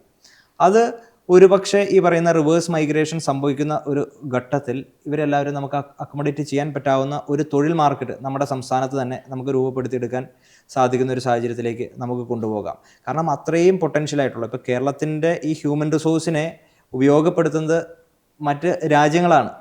ഇപ്പോൾ മറ്റു രാജ്യങ്ങളിൽ IT ഹബിൽ ഇപ്പോൾ നമുക്കറിയാം നമ്മുടെ സംസ്ഥാനത്ത് ഒരു ഇൻഫോ പാർക്ക് ഉണ്ട്, അല്ലെങ്കിൽ ഒരു ടെക്നോ പാർക്ക് ഉണ്ട്. നമ്മുടെ ഈ IT സെക്ടർ എന്ന് പറയുന്ന അല്ലെങ്കിൽ നമ്മുടെ ഈ ജോബ് മേഖല ഈ ഒന്നോ രണ്ടോ സെൻറ്ററുകളിലേക്ക് മാറുകയാണ്. മറ്റ് പല സംസ്ഥാനങ്ങൾ ഇപ്പോൾ ഹൈദരാബാദ്, ഇപ്പോൾ ഏറ്റവും റീസെൻറ്റ് നമ്മളൊരു എക്സാമ്പിൾ എടുക്കുകയാണെങ്കിൽ ഇപ്പോൾ റിവേഴ്സ് മൈഗ്രേഷൻ വരെ നമ്മൾ സംസാരിച്ചുകൊണ്ടിരുന്നത്. ഇപ്പോൾ ഈ റൈസിംഗ് തെലുങ്കാന എന്ന് പറയുന്ന ഒരു പ്രൊജക്റ്റ് അവിടുത്തെ ഗവൺമെൻറ് കൊണ്ടുവന്ന് അവിടുത്തെ നാട്ടിലെ ചെറുപ്പക്കാർ ബാംഗ്ലൂരിലേക്കോ മറ്റ് സ്റ്റേറ്റുകളിലേക്കോ ഔട്ട് ഓഫ് കൺട്രിയിലേക്കോ പോയ ചെറുപ്പക്കാരെല്ലാം തിരികെ കൊണ്ടുവരാൻ വേണ്ടിയിട്ടുള്ള ഒരു ശ്രമം നടത്തുന്നുണ്ട്. എന്തുകൊണ്ട് കേരളത്തിനായിക്കൂടാ? കേരളത്തിന് ഒരുപക്ഷെ ഈ IT-യുടെ വളർച്ചയുടെ ആരംഭ കാലഘട്ടത്ത് വലിയ രീതിയിലേക്കുള്ള പൊട്ടൻഷ്യലുള്ള യൂത്ത്സ് ഉണ്ടായിരുന്ന ഒരു സ്റ്റേറ്റ് ആയിരുന്നു കേരളം എന്ന് പറയുന്നത്. എന്നാൽ അതിനുശേഷം ഏതൊക്കെയോ പോയിന്റുകളിൽ നമ്മൾ സ്റ്റക്ഡായിട്ട് പോകുന്നുണ്ട്. ഇപ്പോൾ നമ്മുടെ IT ഹബ്ബുകളെ പോലും നമുക്ക് വേണമെങ്കിൽ ഡൈവേഴ്സിഫൈ ചെയ്ത് നമുക്ക് കൊണ്ടുപോകാം. സിറ്റി സെൻറ്റേഡ് മാത്രമല്ല, ഇപ്പം ഞാൻ ആദ്യം സൂചിപ്പിച്ചില്ല, നമ്മുടെ ഈ ടൂറിസ്റ്റ് ഡെസ്റ്റിനേഷനുകൾ എല്ലാം പല മേഖലകളിലുണ്ട്. ഇപ്പോൾ ഇടുക്കി ആകട്ടെ, വയനാടാകട്ടെ, അല്ലെങ്കിൽ പല പല ജില്ലകളിലുണ്ട്. നമ്മുടെ ഈ ഡൈവേഴ്സിഫൈ ചെയ്തുകൊണ്ട് നമ്മുടെ ടെക്നിക്കൽ ഹബ്ബുകളെ അല്ലെങ്കിൽ ടെക്നോ ഹബ്ബുകളെ നമ്മൾ ഡെവലപ്പ് ചെയ്തെടുക്കുന്നത് നല്ലൊരു ഓപ്പർച്യൂണിറ്റി ആയിട്ട് നമുക്ക് കൊണ്ടുപോകാൻ സാധിക്കും. അവിടെ നമ്മൾ ആദ്യം സൂചിപ്പിച്ച ഇൻഡസ്ട്രിയൽ എഡ്യൂക്കേഷൻ കൊളാബറേഷൻ വളരെ ഇമ്പോർട്ടൻ്റ് ആണ്. ഇപ്പോൾ സ്വാഭാവികമായിട്ട് ഒരു സ്ഥാപനത്തിൽ നിന്ന് പഠിച്ചിറങ്ങുന്ന ഒരു വിദ്യാർത്ഥിക്ക് ഇൻഡസ്ട്രി ആയിട്ട് ഒരു എക്സ്പോഷർ കിട്ടിയില്ല എങ്കിൽ വലിയ രീതിയിലേക്കുള്ള മാർക്കറ്റിൽ അയാൾ ഔട്ടായി പോകും. ഇപ്പം നമ്മുടെ സംസ്ഥാനത്ത് ഓട്ടോണമസ് കോളേജുകൾ ഏകദേശം 10 വർഷത്തോളമായി ഓട്ടോണമസ് കോളേജുകൾ വരുന്നു. ഓട്ടോണമസ് കോളേജുകൾക്ക് സിലബസുകൾ സ്വന്തമായി ഡിസൈൻ ചെയ്യാനുള്ള ഒരു സാഹചര്യമുണ്ട്. അവർ പല മേഖലയിലുള്ള ആളുകളെ ഉപയോഗപ്പെടുത്തിക്കൊണ്ട് ഈ സിലബസുകളെല്ലാം ഡിസൈൻ ചെയ്ത് അല്ലെങ്കിൽ സിലബസുകളിൽ മാറ്റം വരുത്തി കഴിയുമ്പോൾ ഇതിൻ്റെ അപ്രൂവൽ കൊടുക്കേണ്ടത് ആരാണ്? യൂണിവേഴ്സിറ്റിയാണ്. ആ യൂണിവേഴ്സിറ്റി അതിന് 1-2 വർഷം ലാഗ് കൊണ്ടുവരുന്ന ഒരു സാഹചര്യമുണ്ട്. അപ്പോൾ നമ്മുടെ അക്കാദമിക് സെൻറ്റേഴ്സിനെ പോലും സ്വാഭാവികമായിട്ടും ഫ്രീഡത്തോട് കൂടിയിട്ട് മുന്നോട്ട് പോകാൻ സാധിക്കുന്നില്ല. ഇപ്പം ഞാൻ ആദ്യം സൂചിപ്പിച്ചു, ചില വിദ്യാഭ്യാസ സ്ഥാപനങ്ങളിൽ വലിയ രീതിയിലേക്ക് വേക്കൻസി നിൽക്കുകയാണ്. ഈ പ്രമുഖമായിട്ടുള്ള പല ഓട്ടോണമസ് കോളേജുകൾ എടുത്താൽ പോലും പല കോഴ്സുകളിൽ വിദ്യാർത്ഥികൾ അവർക്ക് അഡ്മിഷൻ ലഭിക്കുന്നില്ല എന്ന് പറയുമ്പോൾ നമ്മുടെ എഡ്യൂക്കേഷൻ സെക്ടർ എവിടെ എത്തി നിൽക്കുന്നു എന്നൊരു വലിയ ചോദ്യം നമ്മുടെ മുൻപിലുണ്ട്. അപ്പോൾ സ്വാഭാവികമായിട്ടും നമ്മൾ ഇൻഡസ്ട്രിയൽ എഡ്യൂക്കേഷൻ ഒരു കൊളാബറേഷൻ കൊണ്ടുവരുമ്പോൾ ഇൻഡസ്ട്രിയുടെ നീഡ് അനുസരിച്ചിട്ട് ഇപ്പോൾ കോഴ്സുകൾ ഫ്രെയിം ചെയ്യുകയാണ്. ഞാൻ മനസ്സിലാക്കിയ ചില ഓട്ടോണമസ് കോളേജുകളിൽ അവരുടെ ഈ അക്കാദമിക് കൗൺസിലിൽ അല്ലെങ്കിൽ അവരുടെ സിലബസ് നിർണ്ണയിക്കുന്ന ബോഡിയിൽ ഈ പറഞ്ഞ ഇൻഡസ്ട്രിയൽ എക്സ്പേർട്സ് ഉണ്ട്, TCS പോലുള്ള കമ്പനിയുടെ പ്രതിനിധികളുണ്ട്. അപ്പോൾ അവർക്ക് ആവശ്യമായിട്ടുള്ള കോഴ്സുകൾ അല്ലെങ്കിൽ കോഴ്സുകളിലെ അഡ്വാൻസ്മെൻറ്റ് അവർ സിലബസിൻ്റെ ഭാഗമാക്കി കൊണ്ടുവരുന്നുണ്ട്. അപ്പോൾ ആ വിദ്യാർത്ഥികൾക്ക് ഓട്ടോമാറ്റിക്കലി അവരുടെ ഡിഗ്രി കാലഘട്ടത്തിൽ തന്നെ they are fit enough for the particular job. അപ്പോൾ അവർ സ്വാഭാവികമായിട്ടും സക്സസ്ഫുൾ ആയിട്ട് വരുന്നു. അത് നമ്മൾ വളരെ ഗൗരവത്തോടു കൂടി കേരളത്തിൻ്റെ ഒരു കോണ്ടെക്സ്റ്റിൽ നമ്മൾ ശ്രദ്ധിക്കേണ്ട ഒരു കാര്യമായിട്ടാണ് എനിക്ക് തോന്നുന്നത്. നമ്മൾ നേരത്തെ സംസാരിച്ചപ്പോൾ ഈ കൂണ് പോലെ മുളച്ചു വന്ന പുറത്തേക്കുള്ള ജോബ് അല്ലെങ്കിൽ സ്റ്റഡീസിൻ്റെ കൺസൾട്ടിങ് ഏജൻസികളെ പറ്റി പറഞ്ഞു. അതുപോലെ തന്നെയാണ് വ്യാജ കോഴ്സുകൾ അല്ലെങ്കിൽ അംഗീകാരമില്ലാത്ത സ്ഥാപനങ്ങൾ, സ്വകാര്യ സ്ഥാപനങ്ങൾ ഒരുപാട് ഇതുപോലെ കൂണ് പോലെ മുളച്ചു പൊന്തുന്ന ഒരു അവസ്ഥ ഇവിടെ ഉണ്ട്. അതിനൊന്നും തടയിടാൻ പറ്റാത്തൊരു സ്ഥിതിയുണ്ട്. നമുക്കതിൽ എന്താ ചെയ്യാൻ പറ്റുക? അല്ല, ഈ വിഷയമായിട്ട് ബന്ധപ്പെട്ട് കേരളത്തിൻ്റെ ഏത് ജില്ലകളെടുത്തോട്ടെ, ഏത് സിറ്റികളെടുത്തോട്ടെ, ആയിരക്കണക്കിന് വിദ്യാഭ്യാസ സ്ഥാപനങ്ങളാണ്. അത് ഡിപ്ലോമ കോഴ്സുകൾ 5 മാസം 6 മാസം 1 വർഷത്തെ ഡിപ്ലോമ കോഴ്സുകൾ കൊടുക്കുന്ന ആയിരക്കണക്കിന് വിദ്യാഭ്യാസ സ്ഥാപനങ്ങളാണ്. അതൊരു വലിയ വിദ്യാഭ്യാസ ലോബിയായി കേരളത്തിൽ നിലനിൽക്കുന്നുണ്ടെന്നൊരു വസ്തുതയാണ്. അവർ പഠിപ്പിക്കുന്ന കോഴ്സ് ഏതാണ് എന്നതിനെപ്പറ്റി അവർക്ക് പോലും ഒരു വ്യക്തതയില്ല. അവർ ഒരു 100% ജോബ് ഗ്യാരണ്ടി പറഞ്ഞിട്ടാണ് ഈ കോഴ്സുകളിലേക്ക് വിദ്യാർത്ഥികളെ ആകർഷിക്കുന്നത്. അതും 1 ലക്ഷം 2 ലക്ഷം 3 ലക്ഷം എല്ലാം ഫീസുകൾ മേടിച്ചുകൊണ്ട്. ആ കോഴ്സുകൾ ഏതെന്ന് കേട്ട് കഴിഞ്ഞാൽ ഇപ്പോൾ ഫോർ എക്സാമ്പിൾ കോഡിങ്, നമുക്കറിയാം ബിടെക് വിദ്യാർത്ഥികളിൽ എന്ത് ചെയ്യുന്നു, അവരൊരു കോഴ്സിൻ്റെ ഭാഗമായിട്ട് കോഡിങ് അവർ സിലബസിൻ്റെ ഭാഗമായിട്ടുണ്ട്.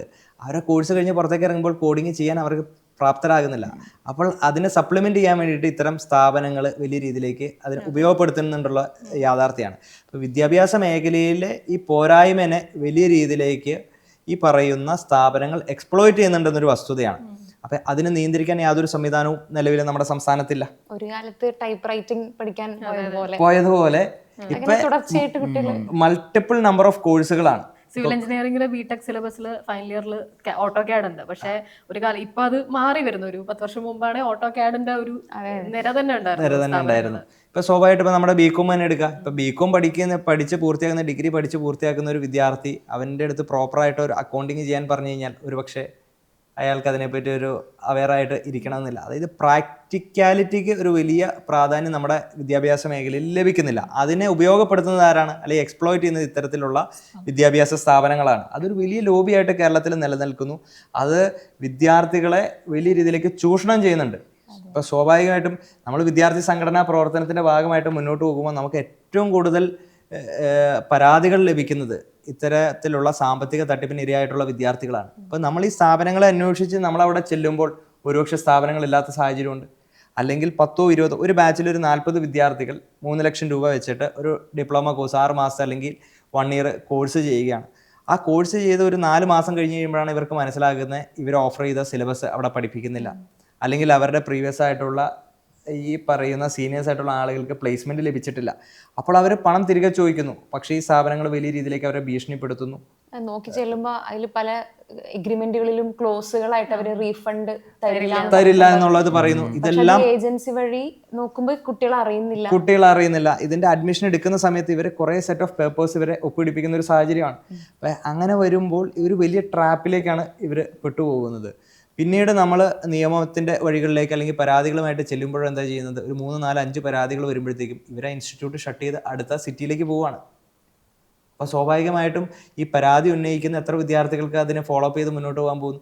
അവരെ സംരക്ഷിക്കാൻ വേണ്ടി തന്നെ ഒരു വലിയ രീതിയിലേക്കുള്ള ലോബികൾ സംസ്ഥാനത്ത് പ്രവർത്തിക്കുന്നുണ്ട് എന്നുള്ളതൊരു യാഥാർത്ഥ്യമാണ്. അപ്പോൾ നമ്മുടെ ഒരു നിർദ്ദേശം എന്ന് പറയുന്നത് കേരളത്തിൽ ഇങ്ങനെ കൂണ് പോലെ വളർന്നു പോകുന്ന ഇത്തരത്തിലുള്ള സ്ഥാപനങ്ങൾക്കൊരു നിയന്ത്രണം, ഒരു റെഗുലേഷൻ ബോഡി ഉണ്ടാകണം. ഏതെല്ലാം കോഴ്സുകളാണ് ഗവൺമെൻറ് അംഗീകൃതമായിട്ടുള്ള കോഴ്സുകൾ, ഇത് പ്രൈവറ്റ് സെക്ടർ തന്നെ നടത്തിക്കൂടെ കുഴപ്പമില്ല, പക്ഷേ ഗവൺമെൻറ് അംഗീകൃത കോഴ്സുകൾ ഏതൊക്കെയാണ്, അതിൻ്റെ ഫീസ് എന്തായിരിക്കണം, അതിൻ്റെ കോഴ്സ് ഡ്യൂറേഷൻ എന്തായിരിക്കണം, അതിൻ്റെ സിലബസുകൾ എന്തായിരിക്കണം. ഇപ്പം നമുക്ക് ഉദാഹരണത്തിന് ഇപ്പം നമുക്ക് യൂണിവേഴ്സിറ്റികളുടെ കീഴിൽ എത്രയോ കോളേജുകളുണ്ട്. ഇപ്പോൾ യൂണിവേഴ്സിറ്റിയുടെ ചട്ടക്കൂടിൽ നിന്നുകൊണ്ടാണല്ലോ ഈ കോളേജ് പ്രവർത്തിക്കുന്നത് കൊണ്ടാണ് അവിടെ ഒരു വലിയ രീതിയിലേക്കുള്ള കൊള്ള നടക്കാണ്ട് വരുന്നത്. പക്ഷേ അത് പൂരിപ്പിക്കുന്നത് അല്ലെങ്കിൽ അത് ഫില്ല് ചെയ്യുന്നത് ഇത്തരത്തിലുള്ള സ്ഥാപനങ്ങളാണ്. അപ്പം അതിനെ നിയന്ത്രിക്കാൻ ഗവൺമെന്റ് ഒരു സമഗ്രമായിട്ടുള്ളൊരു നയം കൊണ്ടുവരണമെന്നുള്ളൊരു ആവശ്യം അല്ലെങ്കിൽ ഒരു ആഗ്രഹം മുന്നോട്ട് വയ്ക്കുന്നുണ്ട്. അതോടൊപ്പം ഈ വിദ്യാഭ്യാസ തട്ടിപ്പ് എന്ന് പറയുന്നത് പോലെ തന്നെയാണ് തൊഴിൽ സംബന്ധമായിട്ടും. അതായത് വിദേശത്ത് ജോലി തരാമെന്ന് പറഞ്ഞുകൊണ്ട് ഏജൻസികൾ ആൾക്കാരെ കബളിപ്പിക്കുകയാണ്. നമ്മൾ ഈ റഷ്യ യുദ്ധം നടക്കുന്ന സമയത്ത് നമ്മളെന്താ പറയുക, അത്രയധികം വേദനയോടുകൂടെ വായിച്ചൊരു വാർത്തയാണ്. ചാലക്കുടിയിൽ നിന്നുള്ള 2 യുവാക്കൾ അവരിവിടെ നിന്ന് എന്തോ ഒരു ജോബിന് വേണ്ടി അങ്ങോട്ട് പോകുന്നു. അവിടെ ചെല്ലുമ്പോൾ അറിയാണ് റഷ്യൻ ആർമിയുടെ ഭാഗമായിട്ട് ഉക്രൈനിൽ യുദ്ധം ചെയ്യാൻ വേണ്ടി അവർ പോവുക. പിന്നീട് അവർക്ക് അവിടെ നിന്ന് ഒരു തിരിച്ചുവരവോ അല്ലെങ്കിൽ അവർക്ക് പിന്നെ എന്താണ് ചെയ്യേണ്ടതെന്ന് അറിയില്ല. നോക്കി വരുമ്പോൾ അത്തരത്തിലുള്ള ഒരു ഏജൻസിയെ ട്രാക്ക് ചെയ്യാനോ അല്ലെങ്കിൽ അത് ആരുടെ ഓണർഷിപ്പിലാണ് അല്ലെങ്കിൽ എന്ത് ലയബിലിറ്റിയാണ് അവരുടെ മേലുള്ളതെന്ന് തെളിയിക്കപ്പെടാൻ പറ്റാത്ത രീതിയിലുള്ള അപകടകരമായ ഏജൻസികൾ നമ്മുടെ നാട്ടിൽ പ്രവർത്തിക്കുന്നുണ്ട് എന്നുള്ളതാണ്.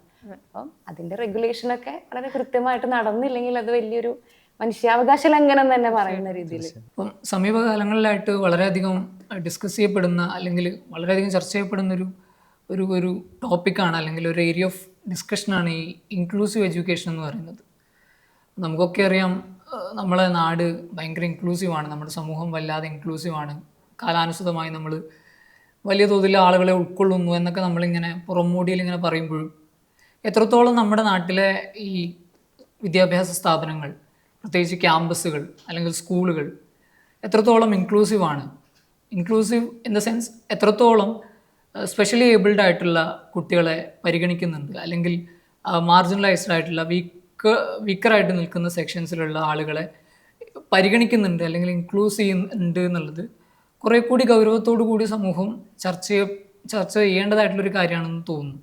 കുറേ പോളിസീസും കുറേ ഫ്രെയിം വർക്ക്സൊക്കെ നമ്മുടെ ഗവൺമെൻറ്റും മറ്റുമൊക്കെ നടപ്പാക്കിയിട്ടുണ്ട്. കുറേ ലീഗൽ ഫ്രെയിം വർക്ക്സും കാര്യങ്ങളൊക്കെ ഉണ്ട്.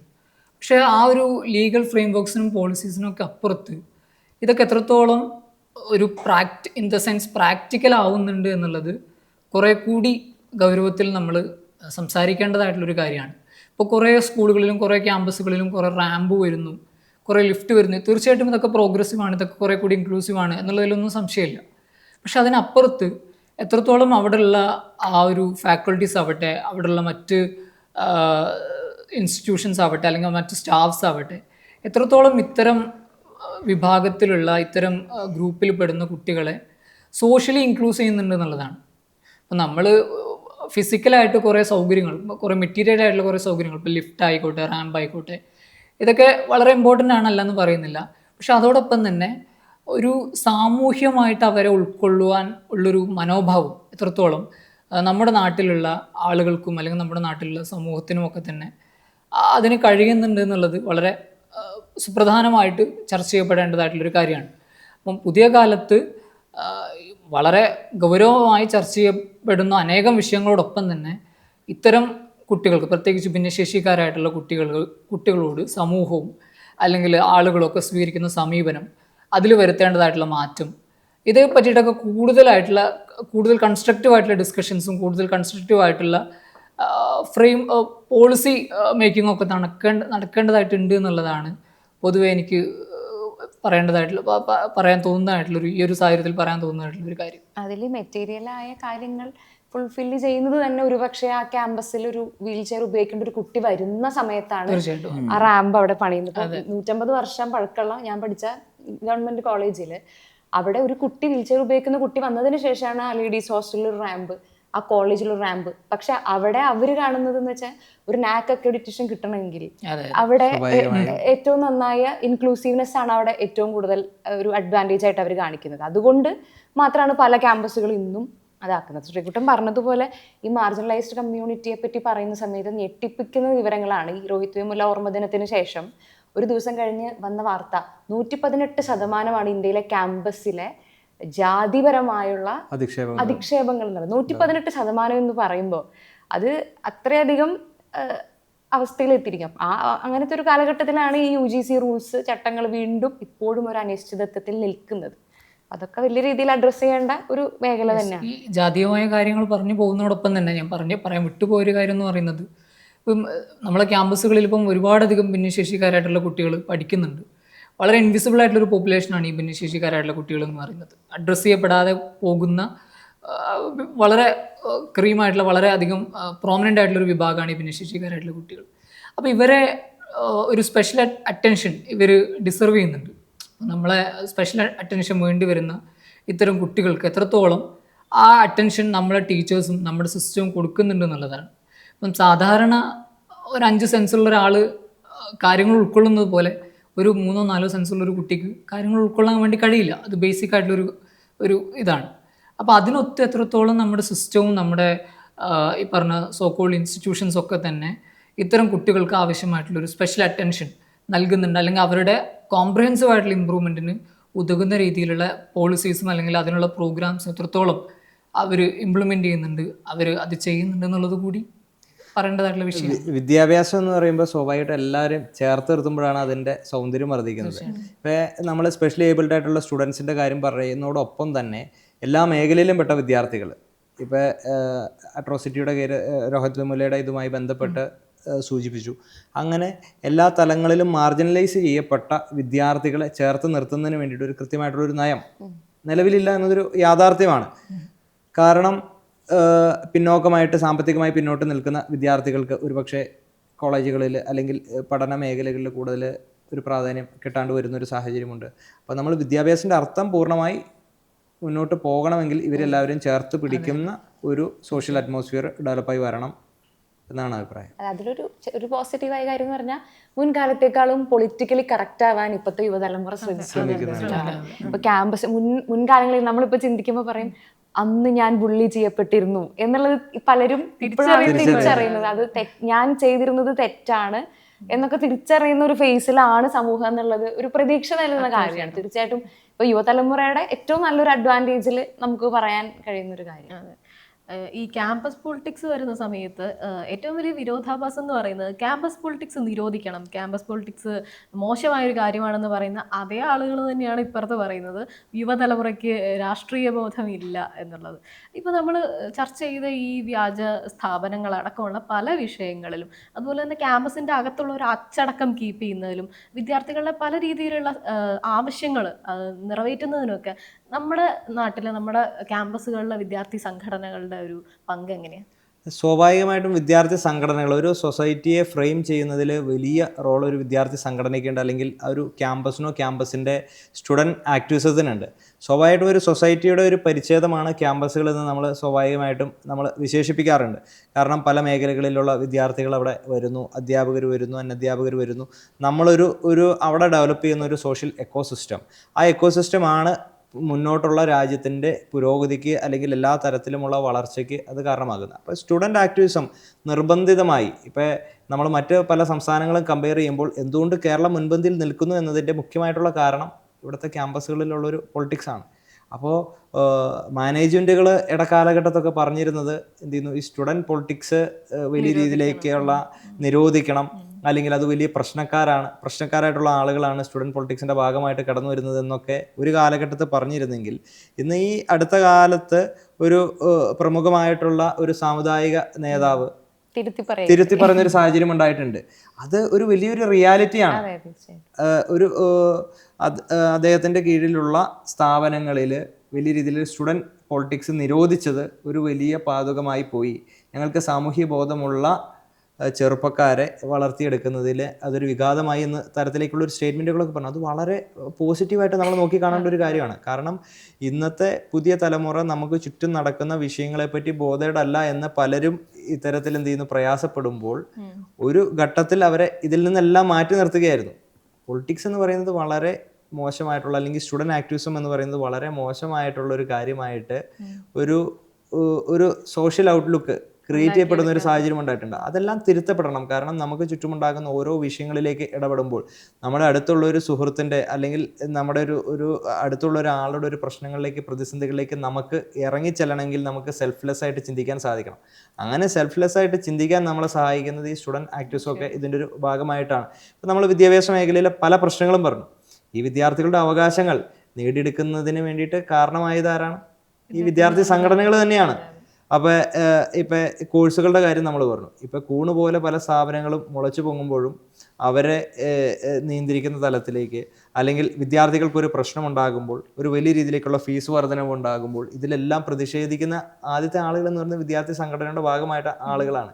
അപ്പോൾ ക്യാമ്പസിൻ്റെ അക്കാദമിക് അറ്റ്മോസ്ഫിയർ നല്ല രീതിയിലേക്ക് കൊണ്ടുപോകുന്നതോടൊപ്പം തന്നെ പൊതുവായിട്ടുള്ള വിഷയങ്ങളിലെല്ലാം അവർ ഇടപെടലുകൾ നടത്തി മുന്നോട്ട് പോകുന്നുണ്ട്. പിന്നെ അതിലൊരു സജഷൻ എന്ന് പറയുന്നത്, ഇപ്പം നിലവിലത്തെ നമ്മുടെ പരമ്പരാഗത ശൈലിയിലുള്ള വിദ്യാർത്ഥി സംഘടനാ പ്രവർത്തനങ്ങൾ എല്ലാം പൊളിച്ചെഴുതപ്പെടേണ്ടെന്ന്, കാലത്തിനനുസരിച്ചുള്ള രീതിയിലേക്ക് പൊളിച്ചെഴുതപ്പെടേണ്ട ഒരു സാഹചര്യമുണ്ട്. ഇപ്പോൾ വിദ്യാർത്ഥികളുടെ ആവശ്യങ്ങളെ അഡ്രസ്സ് ചെയ്യുന്ന തരത്തിലേക്ക് നമ്മൾ ഈ ത്രൂ ഔട്ട് നമ്മുടെ ഡിസ്കഷനുകളെല്ലാം നമ്മൾ പറഞ്ഞത് എന്ത് ചെയ്യുന്നു, നമ്മുടെ വിദ്യാർത്ഥികൾ നാട് വിട്ടു പോകുന്നു, അല്ലെങ്കിൽ ഇവിടുത്തെ സിലബസുകളിൽ വലിയ രീതിയിലേക്കുള്ള പ്രശ്നങ്ങൾ ഉണ്ടാകുന്നു, കരിക്കുലത്തിൽ വലിയ രീതിയിലേക്കുള്ള പ്രശ്നങ്ങൾ ഉണ്ടാകുന്നു, സ്കൂളിങ്ങിൽ അല്ലെങ്കിൽ എഡ്യൂക്കേഷൻ സെക്ടറിലെല്ലാം വലിയ പ്രശ്നങ്ങൾ ഉണ്ടാകുന്നു, ജോബ് മാർക്കറ്റിനെ കേറ്റർ ചെയ്യാൻ പറ്റുന്ന രീതിയിലേക്ക് നമുക്ക് ഡെവലപ്പ് ചെയ്യാൻ പറ്റിയിട്ടില്ല. അതിലെല്ലാം ഇടപെടലുകൾ നടത്തി ഒരു പുതിയ തലമുറയെ ഈ നാട്ടിൽ തന്നെ ചേർത്ത് നിർത്തുന്നതിന് വേണ്ടിയിട്ട് ഗവൺമെൻറ്റിനോടൊപ്പം തന്നെ വിദ്യാർത്ഥി സംഘടനകളും മറ്റ് കോളേജും യൂണിവേഴ്സിറ്റിയും വിദ്യാഭ്യാസ മേഖലയും എല്ലാം ചേർന്ന് നിന്നുകൊണ്ട് മുന്നോട്ട് പോകുമ്പോൾ മാത്രമാണ് നമുക്കിത് വിജയകരമായി നമുക്ക് മുന്നോട്ട് പോകാൻ സാധിക്കുകയുള്ളൂ എന്നുള്ളൊരു അഭിപ്രായം പങ്കുവയ്ക്കാനാണ്. അതുപോലെ തന്നെ കഴിഞ്ഞ കുറേ വർഷങ്ങളിൽ ക്യാമ്പസുകളിൽ ഉണ്ടായിട്ടുള്ള പല വിഷയങ്ങൾ എടുത്തു കഴിഞ്ഞാൽ വിദ്യാർത്ഥി സംഘടനകൾ അവിടെ വന്നതുകൊണ്ട് മാത്രം പുറം ലോകം അറിഞ്ഞ ഒരുപാട് വിഷയങ്ങളുണ്ട്. വലിയ സീരിയസ് ആയ വിഷയങ്ങൾ പോലും അല്ലാത്ത പക്ഷെ അത് മാധ്യമങ്ങൾ പോലും അറിയാതെ മൂടപ്പെടുമായിരുന്നു എന്നുള്ള സ്ഥിതിയും. വിദ്യാർത്ഥികൾ ഇത്രയധികം ഇൻവോൾവ് ചെയ്യപ്പെട്ടിട്ടാണ് ഇപ്പോഴും ഈ പെൺകുട്ടികളെ ആക്രമിക്കുന്നത്, ചാടിച്ചവിട്ടുന്നത്, ജാതി പേര് വിളിച്ചധിക്ഷേപിക്കുന്നതൊന്നും കൊച്ചു കേരളത്തിൽ വളരെ റീസെന്റ് ആയിട്ട് നടന്നിട്ടുള്ള കാര്യങ്ങളാണ്. അപ്പൊ ഇവിടെ ഇപ്പം നേരത്തെ ആലോചിച്ചേട്ടൻ പറഞ്ഞതുപോലെ ഈ മാനേജ്മെന്റ് ഉണ്ടാക്കി വെച്ചിട്ടുള്ള മനോഭാവം അത് അതേപടി തന്നെ കേരളത്തിലെ മാതാപിതാക്കൾ റിഫ്ലക്ട് ചെയ്ത് വെച്ചിരിക്കുകയാണ്. അതായത് ഒരു കുട്ടിയെ ക്യാമ്പസിലേക്ക് വിടുമ്പോൾ ഗവൺമെന്റ് കോളേജിലേക്ക് വിടില്ല, കാരണം അവിടെ പോയി ആ രാഷ്ട്രീയത്തിൽ ഇടപെട്ട് കുട്ടി നശിച്ചു പോകും, വഷളായി പോകും. അതുകൊണ്ട് സ്വാഭാവികമായിട്ട് ആ കുട്ടിയെ മാനേജ്മെന്റ് സ്കൂളിൽ അല്ലെങ്കിൽ കോളേജുകളിൽ പഠിപ്പിക്കാൻ വേണ്ടി അവര് നിർബന്ധിതരാവുകയാണ്. അപ്പൊ അവിടെ ആകെ അവരതിൽ കാണുന്ന ഒരു ബെനിഫിറ്റ് എന്ന് പറഞ്ഞാൽ അച്ചടക്കമാണ്. അപ്പൊ ഈ അച്ചടക്കം ആരുണ്ടാക്കിയ അച്ചടക്കമാണ് എന്നുള്ളൊരു വലിയ ചോദ്യമുണ്ട്. ഈ അച്ചടക്കത്തിന്റെ വേണ്ടിയുള്ള അച്ചടക്കത്തിന്റെ ചട്ടക്കൂട്ടിലേക്ക് ഇവരെല്ലാവരും ചെറുതാക്കാനുള്ള ഒരു ശ്രമമാണ് ബേസിക്കലി നടക്കുന്നത്. ഈ നമ്മള് വിദ്യാർത്ഥി സംഘടനകളുടെ പോസിറ്റീവായിട്ടുള്ള ഇൻഫ്ലുവൻസിനെ കുറിച്ച് സംസാരിക്കുമ്പോൾ ഇപ്പം ക്യാമ്പസിൽ അച്ചടക്കം കീപ്പ് ചെയ്യുന്ന കാര്യം പറഞ്ഞു. ഈ ക്യാമ്പസുകളിലെ ജനാധിപത്യം എന്നുള്ളത് കൂടുതൽ ഗൗരവത്തിൽ സംസാരിക്കേണ്ടതായിട്ടുള്ളൊരു കാര്യമാണെന്ന് തോന്നുന്നു. അപ്പം നമ്മളെ കേരളത്തിലുള്ള പല ക്യാമ്പസുകളും എത്രത്തോളം ജനാധിപത്യപരമാണ് എന്നുള്ളത് കുറേ കൂടി വളരെ പ്രമുഖമായിട്ടുള്ള ക്യാമ്പസുകൾ, ഇപ്പോൾ പേര് പറയാതെ തന്നെ നിങ്ങൾക്കൊക്കെ ഓർമ്മ വരുന്നതായിട്ടുള്ള പല ക്യാമ്പസുകളുണ്ട്. അത്തരം ക്യാമ്പസുകളിലൊക്കെ തന്നെ ചില വിദ്യാർത്ഥി സംഘടനകൾ വലിയ മേധാവിത്വം വെച്ച് പ്രവർത്തിക്കുകയും തങ്ങൾക്കെതിരായി പ്രവർത്തിക്കുന്ന ആളുകളൊക്കെ തന്നെ വളരെ ക്രൂരമായി അടിച്ചമർത്തിക്കൊണ്ട് പ്രവർത്തന സ്വാതന്ത്ര്യം ഉൾപ്പെടെ നിഷേധിക്കുന്ന തരത്തിലേക്ക് അവരുടെ സംഘടനാ പ്രവർത്തനം മാറ്റി അവരുടെ പ്രവർത്തനം മുന്നോട്ട് കൊണ്ടുപോകുന്ന ഒരു സാഹചര്യം കൂടി ഈ ഒരു സമയത്തുണ്ട്. ഇപ്പം വിദ്യാർത്ഥി സംഘടനകൾ ക്യാമ്പസിലെ അച്ചടക്കം പാലിക്കുന്നതിൽ പോസിറ്റീവായിട്ടുള്ള ഇൻഫ്ലുവൻസ് വഹിക്കുമ്പോൾ പോലും ഇത്തരത്തിൽ ക്യാമ്പസുകളൊക്കെ തന്നെ കലാപഭൂമികളാക്കിക്കൊണ്ട് കലാലയങ്ങളിലൊക്കെ തന്നെ അക്രമം അഴിച്ചുവിട്ടുകൊണ്ട് പ്രവർത്തനങ്ങളുമായി മുന്നോട്ട് പോകുന്ന പല വിദ്യാർത്ഥി സംഘടനകളുമുണ്ട്. ആ വിഷയം കൂടി നമ്മൾ കൂടുതലായിട്ട് സംസാരിക്കേണ്ടതായിട്ടിരിക്കുന്നു എന്ന് തോന്നുന്നു. അല്ല, തീർച്ചയായിട്ടും നമുക്ക് സ്വതന്ത്രമായ വിദ്യാർത്ഥികൾക്ക് പ്രവർത്തിക്കാൻ അല്ലെങ്കിൽ അവരുടെ പഠനം മുന്നോട്ട് കൊണ്ടുപോകാൻ, അവരുടെ കാഴ്ചപ്പാടുകൾ രൂപപ്പെടുത്താൻ, എല്ലാ തലങ്ങളിലേക്കും ഡെവലപ്പായി വരുന്നതിന് വേണ്ടിയിട്ട് എന്ത് ചെയ്യുന്നു, ഫ്രീ ആൻഡ് ഫെയർ ആയിട്ടുള്ള ക്യാമ്പസുകൾ നമുക്ക് നിലവിൽ ആവശ്യമാണ്. ആ ഒരു തലങ്ങളിലേക്ക് നമ്മുടെ ക്യാമ്പസിൻ്റെ അറ്റ്മോസ്ഫിയർ മാറണം. അതാണ് ആദ്യം സൂചിപ്പിച്ചത്. വിദ്യാർത്ഥി സംഘടനാ പ്രവർത്തനത്തെ ലീഗലൈസ് ചെയ്തുകൊണ്ട് അതിന് മറ്റു രീതിയിലേക്കുള്ള പുഴുക്കുത്തുകളെല്ലാം മാറ്റി നിർത്തിക്കൊണ്ട് ഒരു മോഡലായിട്ടുള്ള രീതിയിലേക്ക് മറ്റ് സംസ്ഥാനങ്ങൾക്കും അല്ലെങ്കിൽ രാജ്യങ്ങൾക്കും എന്ത് ചെയ്യുന്നു, മോഡലാകുന്ന തരത്തിലേക്ക് നമ്മുടെ ക്യാമ്പസിൻ്റെ അറ്റ്മോസ്ഫിയറിനെ, അത് ഡെമോക്രാറ്റിക് മൂല്യങ്ങൾ വിദ്യാർത്ഥികൾക്ക് പകർന്നു നൽകുന്നതിന്, നമുക്കറിയാം നമ്മുടെ രാജ്യത്തിൻ്റെ ജനാധിപത്യത്തെ നിലനിർത്തുന്നതിൽ വലിയ റോള് സ്വാഭാവികമായിട്ട് ക്യാമ്പസിൽ നിന്ന് കടന്നു വരുന്ന ജനാധിപത്യ ബോധ്യമുള്ള വിദ്യാർത്ഥികൾ കാരണമാകുന്നുണ്ട്. അതിന് സൊസൈറ്റിയിൽ ഉണ്ടാകുന്ന ഓരോ വിഷയങ്ങളിലും ആദ്യമായി എന്തുകൊണ്ട് ഈ ചെറുപ്പക്കാർക്ക് ഇടപെടാൻ സാധിക്കുന്നു, അതിൽ കൂടുതൽ ഇടപെടുന്നത് ആരാണ്? ഈ രാഷ്ട്രീയ സംഘടനകളുടെ ഭാഗമായി അല്ലെങ്കിൽ ക്യാമ്പസുകളിൽ സജീവമായി സംഘടനാ പ്രവർത്തനങ്ങളുടെ ഭാഗമായിട്ട് നിൽക്കുന്ന ആളുകളാണ്. അപ്പോൾ അതിനെ നമുക്ക് കാലോചിതമായിട്ടുള്ള പരിഷ്കാരങ്ങൾ വരുത്തിക്കൊണ്ട് നമുക്ക് ഗുണകരമായ രീതിയിലേക്ക് മുന്നോട്ട് പോകേണ്ടതായിട്ടുണ്ട്. ഈ ക്യാമ്പസിലെ രാഷ്ട്രീയം എന്ന് പറയുമ്പോൾ അത് കേവലം ഒരു രാഷ്ട്രീയ പാർട്ടികളോ അല്ലെങ്കിൽ അവിടെ ഒരു ഫ്രീ ആൻഡ് ഫെയർ ഇലക്ഷനോ അല്ല, മറിച്ച് നമ്മൾ നോക്കുകയാണെങ്കിൽ ഈ അടുത്ത കാലത്ത് ഒരു തരത്തിലുള്ള മൂവ്മെന്റുകളും ഈ പറയുന്ന സോ കോൾഡ് അഡൽട്സ് അല്ലെങ്കിൽ പറയുന്ന യുവതലമുറയെ കുറ്റം പറയുന്ന ആളുകൾ കൊണ്ടുവന്നിട്ടില്ല.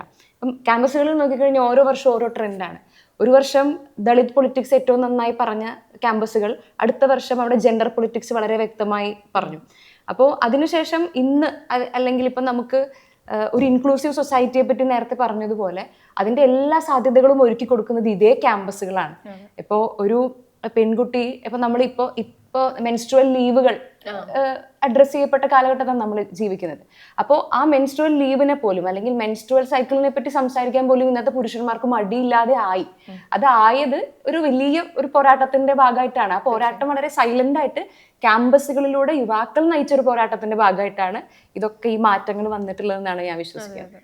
വിദ്യാർത്ഥി രാഷ്ട്രീയത്തിൻ്റെ ഭാഗമായിട്ട് ക്യാമ്പസുകളിലെ സ്റ്റുഡൻസ് പൊളിറ്റിക്സിൻ്റെ കാര്യം നമ്മൾ സംസാരിക്കുമ്പോൾ ഒരു എംഫസൈസ് കൊടുക്കേണ്ട മറ്റൊരു വിഷയം എന്ന് പറഞ്ഞു കഴിഞ്ഞാൽ, ഈ പറയുന്ന രീതിയിൽ ഒരു രാജ്യത്തിൻ്റെ പുരോഗമനത്തിന് ലീഡ് ചെയ്യുന്നത് അതിൻ്റെ ഭരണകൂടമാണ് എന്നുള്ളതാണ്. ആ ഭരണകൂടത്തെ തീരുമാനിക്കുന്നത് ആ രാജ്യത്തെ പൗരന്മാരാണ് എന്നുള്ളതാണ്. അപ്പോൾ ആ പൗരന്മാർ ആ തീരുമാനം എടുക്കുന്ന ഏജ് എന്നുള്ളത് 18-ാം വയസ്സിലെ വോട്ടിലൂടെയാണെന്നുള്ളതാണ്. ഒരു 18-ാം വയസ്സെന്ന് പറയുമ്പോൾ നമ്മൾ ശ്രദ്ധിക്കുമ്പം ഒരു വിദ്യാർത്ഥി ക്യാമ്പസിലേക്ക് കടന്നു കയറുന്ന പ്രായമാണ്. അപ്പം അവർ പൊളിറ്റിക്കലി അവെയർ ആയിട്ടില്ല എന്നുണ്ടെങ്കിൽ രാജ്യത്തിൻ്റെ പുരോഗമനക്ക് കാര്യമായ രീതിയിൽ ബാധിക്കും എന്നുള്ളൊരു ഫാക്റ്റ് ഉണ്ട്. അപ്പം പൊളിറ്റിക്കലി അവെയർ ആക്കാൻ, സ്വന്തം ചുറ്റുപാടും നടക്കുന്ന കാര്യങ്ങളെ രാഷ്ട്രീയത്തിൻ്റെ ഒരു വീക്ഷണത്തോടു കൂടി വീക്ഷിക്കുവാൻ സാധിക്കുന്നില്ല എന്നുണ്ടെങ്കിൽ ഈ രാജ്യം മുന്നോട്ട് പോകുന്നതിൽ വലിയ രീതിയിൽ തടസ്സം അനുഭവിക്കും എന്നുള്ളത് ഫാക്റ്റ് തന്നെയാണല്ലോ.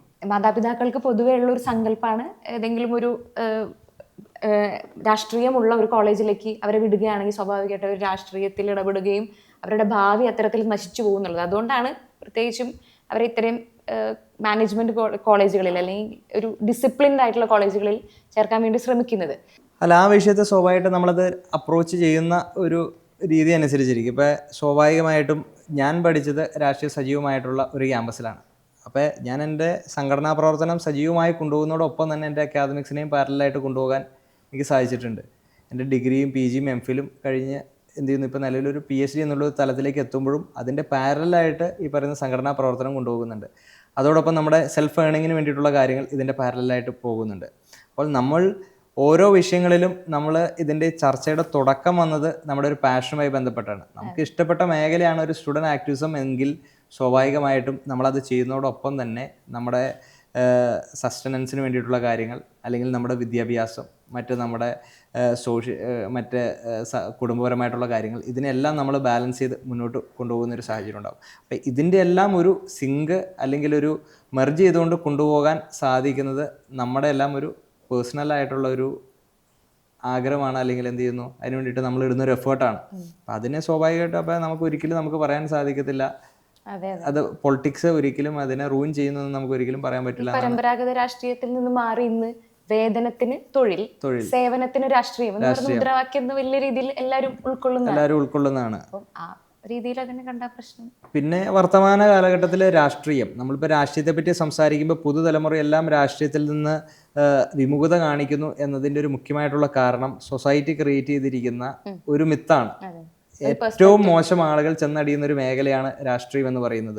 അത് ക്യാമ്പസിൽ രാഷ്ട്രീയത്തിൻ്റെയോ ആവശ്യം ഇല്ല എന്നുള്ളൊരു തലങ്ങളിലേക്ക് പറയുന്നു. പക്ഷേ രാഷ്ട്രീയത്തെ ഒരു പ്രൊഫഷണൽ ആംഗിളോടുകൂടി കാണണം എന്നുള്ളൊരു വ്യക്തിപരമായിട്ടുള്ളൊരു അഭിപ്രായമുണ്ട്. കാരണം നമുക്ക് ഈ ഒരു പുതിയ കാലഘട്ടത്തിൽ നമ്മളിപ്പോൾ 2025 എത്തി നിൽക്കുമ്പോൾ നല്ല ദിഷ്ണാശാലികളുള്ള, നല്ല വിഷണറി ആയിട്ടുള്ള ആളുകൾ രാഷ്ട്രീയ മേഖലയിലേക്ക് കടന്നു വന്നെങ്കിൽ മാത്രമാണ് സ്വാഭാവികമായിട്ടും ഒരു നാട് പുരോഗതിയിലേക്ക് എത്തുകയുള്ളൂ. നമ്മൾ വിദേശത്തെ പല രാജ്യങ്ങളും നമ്മൾ പരിശോധിച്ച് നോക്കുമ്പോൾ, അല്ലെങ്കിൽ നല്ല വിദ്യാസമ്പന്നരായിട്ടുള്ള വിഷണറി ആയിട്ടുള്ള ആളുകളെല്ലാം കടന്നു വരും. രാഷ്ട്രീയത്തെ ഒരു പാഷനായിട്ട് അവരത് ഫ്രെയിം ചെയ്തിട്ട് കൊണ്ടുപോകുന്നുണ്ട്. പക്ഷേ നമ്മുടെ കേരളത്തിൽ ഏതൊക്കെയോ സാഹചര്യത്തിൽ ഒന്നിനും കൊള്ളില്ലാത്ത ആളുകൾ വന്നടിയുന്നൊരു മേഖലയാണ് പൊളിറ്റിക്സ് എന്നൊരു ചിന്താഗതി മാറി വളരെ എളുപ്പത്തിൽ എന്തോ എത്തിപ്പെടാൻ പറ്റുന്നത്. പക്ഷേ ഏറ്റവും കൂടുതൽ സ്ട്രഗിളിങ് ഉള്ള ഒരു മേഖലയാണ് രാഷ്ട്രീയം എന്ന് ഇതിൻ്റെ ഉള്ളിലേക്ക് വന്നു കഴിയുമ്പോഴത്തേക്കാണ് സ്വാഭാവികമായിട്ടും നമുക്ക് മനസ്സിലാവുകയുള്ളൂ. അപ്പോൾ സേവനത്തിന് രാഷ്ട്രീയം, വരുമാനത്തിന് തൊഴിൽ എന്ന് പറയുന്ന തരങ്ങളിലേക്ക് എല്ലാ ചെറുപ്പക്കാരും മാറുമ്പോൾ നമുക്ക് ഈ പാഷനെ നല്ല രീതിയിലേക്ക് നമുക്ക് ഡെവലപ്പ് ചെയ്ത് കൊണ്ടുപോകാൻ സാധിക്കും എന്നതൊരു യാഥാർത്ഥ്യമാണ്. അതോടൊപ്പം ചേർത്ത് പറയാനുള്ളത്, ഇപ്പോൾ ഈ രാഷ്ട്രീയം നെഗറ്റീവായി പോർട്രേറ്റ് ചെയ്യപ്പെടാൻ വലിയ തോതിൽ സിനിമ കൂടി കാരണമാവുന്നുണ്ടെന്ന് തോന്നുന്നു. അപ്പോൾ നമ്മൾ കാണുന്ന സിനിമകൾ മുഴുവൻ ഈ രാഷ്ട്രീയം എന്തോ വലിയ പാതകമാണെന്നുള്ള രീതിയിലുള്ള ചിത്രീകരണമാണ്. പല പഴയ സിനിമകളാവട്ടെ, ഇപ്പം വരുന്ന സിനിമകളാവട്ടെ, രാഷ്ട്രീയത്തിൻ്റെ നല്ല സന്ദേശം പറയുന്ന സിനിമകൾ പൊതുവെ നമ്മുടെ രാഷ്ട്രീയത്തിന്റെ നല്ല സന്ദേശം എന്നല്ല, രാഷ്ട്രീയത്തിന്റെ സന്ദേശം പലപ്പോഴും ഏകപക്ഷീയമായി തോന്നുന്നു എന്നുള്ളതാണ് എനിക്ക് തോന്നുന്നത്. നമ്മൾ കാണുന്ന സിനിമകൾ മുഴുവൻ രാഷ്ട്രീയക്കാർ മുഴുവൻ അഴിമതിക്കാരും അല്ലെങ്കിൽ കൊള്ളരുതാത്ത ആൾക്കാരുമാണെന്നുള്ള രീതിയിലുള്ള ചിത്രീകരണം പണ്ട് മുതലേ നമ്മുടെ സിനിമാ മേഖലയിലും അല്ലെങ്കിൽ മറ്റു മേഖലകളിലൊക്കെ ഉണ്ട്. അതുകൂടി ഈ ഒരു രാഷ്ട്രീയം എന്നുള്ളത് നെഗറ്റീവായി പോർട്രേറ്റ് ചെയ്യപ്പെടാനുള്ളൊരു കാരണമായിട്ട് തോന്നുന്നു. നമ്മുടെ വിദ്യാഭ്യാസ മേഖല നിലവിൽ ഞാനത് സൂചിപ്പിച്ചു, കേരളം ഇപ്പോഴും 10, 30, 40 വർഷം പിന്നോട്ടാണ് നമ്മൾ ചലിച്ചുകൊണ്ടിരിക്കുന്നത്. അത് കാലത്തിൻ്റെ മാറ്റങ്ങൾ ഒന്നും സ്വാഭാവികമായിട്ട് നമ്മുടെ വിദ്യാഭ്യാസ മേഖലയിൽ വന്നിട്ടില്ല എന്നൊരു യാഥാർത്ഥ്യമാണ്. ഒരു സർക്കാർ അധികാരത്തിൽ വരുമ്പോൾ വിദ്യാഭ്യാസ മേഖല എന്ന് പറയുന്നത് പൊളിറ്റിക്കൽ ഫില്ലിങ്ങിന് വേണ്ടിയിട്ടുള്ള ഒരു മേഖലയാണ് എന്ന് ഒരിക്കലും ചിന്തിക്കാതിരിക്കുക എന്നാണ് നമ്മൾ ആദ്യം എടുക്കേണ്ട ഒരു നയം എന്നാണ് എൻ്റെ വ്യക്തിപരമായിട്ടുള്ളൊരു അഭിപ്രായം. കാരണം ഒരു സൊസൈറ്റീനെ ഡെവലപ്പ് ചെയ്യുന്ന, അല്ലെങ്കിൽ ഒരു പുതിയ തലമുറയെ, നമ്മുടെ ഒരു രാജ്യത്തിൻ്റെ അസറ്റായി വളർന്നു വരേണ്ടുന്ന ഒരു പുതിയ തലമുറ രൂപപ്പെടുന്നത് വിദ്യാഭ്യാസ മേഖലയിൽ ഉണ്ടാകുന്ന ഓരോ മാറ്റങ്ങളും ചെറുതും വലുതുമായിട്ടുള്ള ചലനങ്ങൾ കൊണ്ടാണ്. അപ്പോൾ ഞാൻ സൂചിപ്പിച്ചു, ഇപ്പോൾ വിദ്യാഭ്യാസ മേഖല ഒരിക്കലും ഒരു പൊളിറ്റിക്കൽ ഫില്ലിങ്ങിനുള്ള ഒരു പ്ലാറ്റ്ഫോമായിട്ട് മാറ്റാതിരിക്കുന്നതോടൊപ്പം തന്നെ കാലത്തിനനുസൃതമായി, അല്ലെങ്കിൽ കാലത്തിന് മുൻപേ വിദ്യാഭ്യാസ മേഖല ചലിക്കേണ്ടതായിട്ടുണ്ട്. ഇപ്പം നമ്മുടെ ഒരു ഡിഗ്രി വിദ്യാഭ്യാസം, നമ്മൾ ചെയ്യുന്ന ഏത് കോഴ്സിനെയും നമ്മൾ ഡിഗ്രി എന്നാണ് പറയുന്നത്. അപ്പം അതിലൊരു സ്കില്ലിൻ്റെ ഒരു സ്പെസിഫിക്കേഷൻ ഉണ്ടാകുന്നില്ല, അല്ലെങ്കിൽ ഒരു പ്രൊഫഷണൽ കോഴ്സിൻ്റെ ഒരു സ്പെസിഫിക്കേഷൻ ഉണ്ടാകുന്നില്ല, റിസർച്ചിൻ്റെ ഒരു സ്പെസിഫിക്കേഷൻ ഉണ്ടാകുന്നില്ല. അങ്ങനെ ഓരോ മേഖലകളും അതിൻ്റേതായിട്ടുള്ള മേഖലകളായിട്ടുള്ള വൈവിധ്യങ്ങളാൽ അത് വിഭജിക്കപ്പെട്ട് അതിൻ്റെ എല്ലാം സെപ്പറേറ്റ് ആയിട്ടുള്ള ട്രെയിനിങ്ങുകൾ അല്ലെങ്കിൽ വിദ്യാഭ്യാസ രീതി അതിൽ കൊണ്ടുവരണം എന്നതൊരു അത്യാവശ്യമാണ്. ഇപ്പം നമുക്ക് കേരളത്തിലെ പല യൂണിവേഴ്സിറ്റികളുണ്ട്. പല യൂണിവേഴ്സിറ്റികളും അതൊരു സ്പെഷ്യലൈസ്ഡ് സെൻറ്റേഴ്സായിട്ടാണ് സ്വാഭാവികമായിട്ടും മാറുന്നത്. എന്നാൽ ഇവിടെ എല്ലാം നടക്കുന്നത് സെയിം കാര്യങ്ങളാണ്. അല്ലെങ്കിൽ ആ മേഖലയിൽ ഡെവലപ്പ് ചെയ്തു വരാൻ പറ്റുന്ന രീതിയിൽ തൊഴിലിനെ ആവശ്യങ്ങളെ അത് ഫില്ല് ചെയ്യാൻ പറ്റുന്ന തരത്തിലേക്ക് അവർക്ക് ഡെവലപ്പായി വരാൻ സാധിക്കുന്നില്ല. ഇപ്പം നമുക്ക് ഫിഷറീസ് യൂണിവേഴ്സിറ്റികളുണ്ട്, അല്ലെങ്കിൽ ഹെൽത്ത് യൂണിവേഴ്സിറ്റികളുണ്ട്, ടെക്നിക്കൽ യൂണിവേഴ്സിറ്റിയും അഗ്രികൾച്ചർ യൂണിവേഴ്സിറ്റിയും ഉണ്ട്. ഈ യൂണിവേഴ്സിറ്റികളിൽ നിന്ന് ഓരോ വർഷവും പഠിച്ചിറങ്ങുന്ന വിദ്യാർത്ഥികൾ, അല്ലെങ്കിൽ അവിടെ ഇപ്പോൾ നമ്മളൊരു ഉദാഹരണത്തിന് പറയുകയാണെങ്കിൽ അവിടെ റിസർച്ച് പൂർത്തിയാക്കുന്ന വിദ്യാർത്ഥികൾ, അവർക്ക് എത്ര അന്താരാഷ്ട്ര നിലവാരമുള്ള പേറ്റൻറ്റുകൾ സൃഷ്ടിക്കാൻ അവർക്ക് സാധിക്കുന്നുണ്ട്? ഒരു വലിയ ക്വസ്റ്റ്യനാണ്. അപ്പോൾ നമ്മുടെ റിസർച്ച് ആൻഡ് ഡെവലപ്മെൻറ്റ് എന്ന് പറയുന്നത് ഒരു വലിയ പോരായ്മയായിട്ട് അവിടെ നിൽക്കുന്ന ഒരു സാഹചര്യമുണ്ട്. അതുപോലെ തന്നെ അക്കാദമിക്കലി എക്സലൻ്റ് ആയിട്ടുള്ള വിദ്യാർത്ഥികൾ, ഡിഗ്രിക്കും PGക്കും നല്ല ഉന്നത മാർക്ക് മേടിക്കുന്ന ഒരു വിദ്യാർത്ഥികൾ, അവർക്ക് പുതിയതായി ഒന്നും പ്രൊഡ്യൂസ് ചെയ്യാൻ സാധിക്കുന്നില്ല. അവർ ആ സിലബസിലുള്ള കാര്യങ്ങളെ അവർ പഠിച്ച് അവർ പരീക്ഷകളിൽ എഴുതി 1, 2, 3 റാങ്കുകൾ മേടിക്കുന്നു എന്നതിനപ്പുറം നത്തിങ് ഈസ് ക്രിയേറ്റഡ് ന്യൂ. അപ്പോൾ ലോകം മുഴുവൻ കുതിച്ചുകൊണ്ടിരിക്കുമ്പോൾ നമ്മുടെ സർട്ടിഫിക്കറ്റുകളിലെല്ലാം കേവലം ഒരു പേപ്പറുകൾ അല്ലെങ്കിൽ ഒരു പേപ്പർ കഷ്ണങ്ങൾ മാത്രമായിട്ട് മാറിപ്പോകുന്ന ഒരു സാഹചര്യം നിലവിലുണ്ട്. അത് പൊളിച്ചെഴുതണം. അതിന് വേണ്ടിയിട്ട് വിദ്യാഭ്യാസ മേഖലയിൽ സമഗ്രമായിട്ടുള്ള ഒരു മാറ്റം. ഇപ്പം സംസ്ഥാനത്തെ യൂണിവേഴ്സിറ്റികളുടെ കാര്യങ്ങൾ തന്നെ എടുക്കുക. ഇപ്പോൾ യൂണിവേഴ്സിറ്റികളുടെ കാര്യങ്ങൾ എടുക്കുകയാണെങ്കിൽ നമ്മൾ ഈ അടുത്തൊരു 1.5-2 വർഷക്കാലം നമ്മൾ കേൾക്കുന്ന വാർത്തകളെല്ലാം എന്താണ്? ഗവർണറും സർക്കാരും തമ്മിലുള്ള പ്രശ്നങ്ങൾ, അല്ലെങ്കിൽ അവിടുത്തെ സെനറ്റും സിൻഡിക്കേറ്റും തമ്മിലുള്ള പ്രശ്നങ്ങൾ. അതായത് അതിൻ്റെ അക്കാദമിക് ക്വാളിറ്റിയെ ഡെവലപ്പ് ചെയ്യുന്ന തരത്തിലേക്ക് ഒരു ചർച്ചകളും ഈ യൂണിവേഴ്സിറ്റികളിലൊന്നും നടക്കുന്നില്ലെന്നൊരു യാഥാർത്ഥ്യമാണ്. അപ്പോൾ UDFൻ്റെ ഒരു സർക്കാർ വരികയാണെങ്കിൽ ഇത്തരത്തിലേക്കുള്ള സർക്കാർ ഗവർണർ പോരാട്ടം എന്ന് പറയുന്നത് യാതൊരു രീതിയിലേക്കും ഉണ്ടാകാതെ, ഇപ്പം ഗവർണർ എന്ന് പറയുന്നത് യൂണിവേഴ്സിറ്റി ചാൻസലർ എന്ന രീതിയിലേക്കാണ്. ഇപ്പോൾ ഈ ഗവർണറെ തിരിച്ചു വിളിക്കുന്നത് ഉൾപ്പെടെയുള്ള നടപടികൾക്ക് നേതൃത്വം കൊടുക്കണമെന്നുള്ളൊരു അഭിപ്രായമുണ്ട്. കാരണം ഇതൊരു പൊളിറ്റിക്കൽ ഫൈറ്റിൻ്റെ വേദി ആകേണ്ട ഒരു പ്ലാറ്റ്ഫോം അല്ല, അല്ലെങ്കിൽ ഒരു ഇടമല്ല വിദ്യാഭ്യാസ മേഖല എന്ന് പറയുന്നത്, അല്ലെങ്കിൽ കേരളത്തിൻ്റെ യൂണിവേഴ്സിറ്റികൾ എന്ന് പറയുന്നത്. എത്ര വിരോധാഭാസകരമായിട്ടുള്ള കാര്യമാണ് ഇപ്പം നമ്മുടെ PhD ചെയ്യുന്ന വിദ്യാർത്ഥികൾ. ഇപ്പോൾ PhD ചെയ്യുന്ന വിദ്യാർത്ഥികൾ അവരുടെ ഓപ്പൺ ഡിഫൻസ് എല്ലാം കഴിഞ്ഞതിന് ശേഷം ഇതിൻ്റെ അപ്രൂവൽ കൊടുക്കുന്നത് സിൻഡിക്കേറ്റാണ്. ആ സിൻഡിക്കേറ്റിൽ ഇരിക്കുന്നത് ഈ വിഷയമായിട്ട് യാതൊരു ബന്ധമില്ലാത്ത ആളുകളാണ് അതിൻ്റെ എക്സ്പേർട്സായിട്ട് ഈ സിൻഡിക്കേറ്റുകളിൽ ഇരിക്കുന്നത്. അപ്പോൾ UDFൻ്റെ ഒരു സർക്കാർ വന്നു കഴിഞ്ഞാൽ സ്വാഭാവികമായിട്ടും കേരളത്തിൻ്റെ വിദ്യാഭ്യാസ മേഖലയെ പൊളിച്ചെഴുതുന്നതിന്, അത് from the schooling till university തലത്തിലേക്ക് കേരളത്തിൻ്റെ വിദ്യാഭ്യാസ മേഖലയിൽ സമഗ്രമായിട്ടുള്ള ഒരു പൊളിച്ചെഴുത്തലുകൾ, അതൊരു 10-20 വർഷം മുൻപ് എന്നതിന് പകരം 20 വർഷങ്ങൾക്ക് ശേഷമുള്ള കേരളം എങ്ങനെയായിരിക്കണം എന്ന തരത്തിലേക്ക്, അതിന് യാതൊരു രീതിയിലേക്കുള്ള അമിതമായിട്ടുള്ള പൊളിറ്റിക്കൽ ഇൻ്റർഫിയറൻസ് ഉണ്ടാവാതിരിക്കുക. നിലവിലെ വിദ്യാഭ്യാസ മേഖല നേരിടുന്ന ഏറ്റവും വലിയ പ്രതിസന്ധി എന്ന് പറയുന്നത് അമിതമായിട്ടുള്ള രാഷ്ട്രീയവൽക്കരണമാണ്. ഇവിടെ മത്സരമാണ്. ഓരോ സർക്കാരുകൾ വരുമ്പോൾ മാറി മാറി വരുന്ന സർക്കാരുകൾ തമ്മിൽ മത്സരമാണ്, ഞങ്ങളുടെ ആളുകളെ അവിടെ തിരികെ വയ്ക്കണമെന്ന തരത്തിലേക്ക്. അപ്പോൾ ആ ഒരു സാഹചര്യം ഉണ്ടാകില്ല എന്ന ആത്മവിശ്വാസത്തിൽ തന്നെയാണ് നമ്മൾ ഈ വിഷയത്തെ അഡ്രസ്സ് ചെയ്യുന്നത്. യൂണിവേഴ്സിറ്റികളുടെ കാര്യം പറയുന്ന സമയത്ത് രണ്ട് പ്രശ്നമാണ് പ്രധാനമായിട്ട് തോന്നുന്നത്. ഒന്നാമത്തെ പ്രശ്നം എന്ന് പറയുന്നത് ഇപ്പം Kerala university, Calicut university, MG university, 3 university marking system വ്യത്യാസം ഉണ്ടെന്നുള്ളതാണ്. അപ്പോൾ കേരള യൂണിവേഴ്സിറ്റിയിൽ ഉള്ള കുട്ടിയുടെ എക്സലൻസ് ഒരിക്കലും നമുക്ക് കാലിക്കറ്റ് യൂണിവേഴ്സിറ്റിയിലെ മാർക്ക് വെച്ചിട്ട് കമ്പയർ ചെയ്യാൻ പറ്റുന്നില്ല. അപ്പോൾ ഇവരെല്ലാവരും കൂടെ ഒരു PG അഡ്മിഷന് വരുന്ന സമയത്ത് അവിടെ ഒരു ബുദ്ധിമുട്ട് നിലവിലുണ്ട്. അപ്പോൾ 3 യൂണിവേഴ്സിറ്റികളിലും അല്ലെങ്കിൽ യൂണിവേഴ്സിറ്റികളിൽ ഒന്നടങ്കം മാർക്കിംഗ് സിസ്റ്റം ഇവാലുവേഷൻ്റെ ഒരു രീതി ഒന്നാക്കാൻ ശ്രമിക്കാവുന്ന ഒരു കാര്യമാണ്.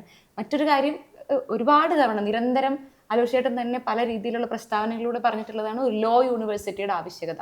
അതായത് ഈ നിലവിലെ ലോ കോളേജുകൾ ഇങ്ങനെ വിഘടിച്ച് പല യൂണിവേഴ്സിറ്റികളുടെ കീഴിലാണ്. അവർ വലിയ പ്രയാസത്തിലാണ് ഇന്ന്. ഇപ്പോൾ പല രീതിയിൽ, ഇപ്പം ഞാനൊരു കേരള യൂണിവേഴ്സിറ്റിയിലാണ്, ആമിർ MG യൂണിവേഴ്സിറ്റിയിലാണെങ്കിൽ നമ്മൾ 2 സമയത്താണ് എൻറോൾ ആവുന്നതും, അതിലൊരു ലാഗ് ഉണ്ട്. അത്തരം വിഷയങ്ങൾ അഡ്രസ്സ് ചെയ്യുന്നതിന് വേണ്ടി യൂണിഫൈഡ് ആയിട്ടുള്ള ഒരു ലോ യൂണിവേഴ്സിറ്റി മാത്രമാണ് ഇന്നിവിടെ ഇല്ലാത്തത്. ടെക്നിക്കൽ യൂണിവേഴ്സിറ്റി വന്നു, ഹെൽത്ത് യൂണിവേഴ്സിറ്റി വന്നു.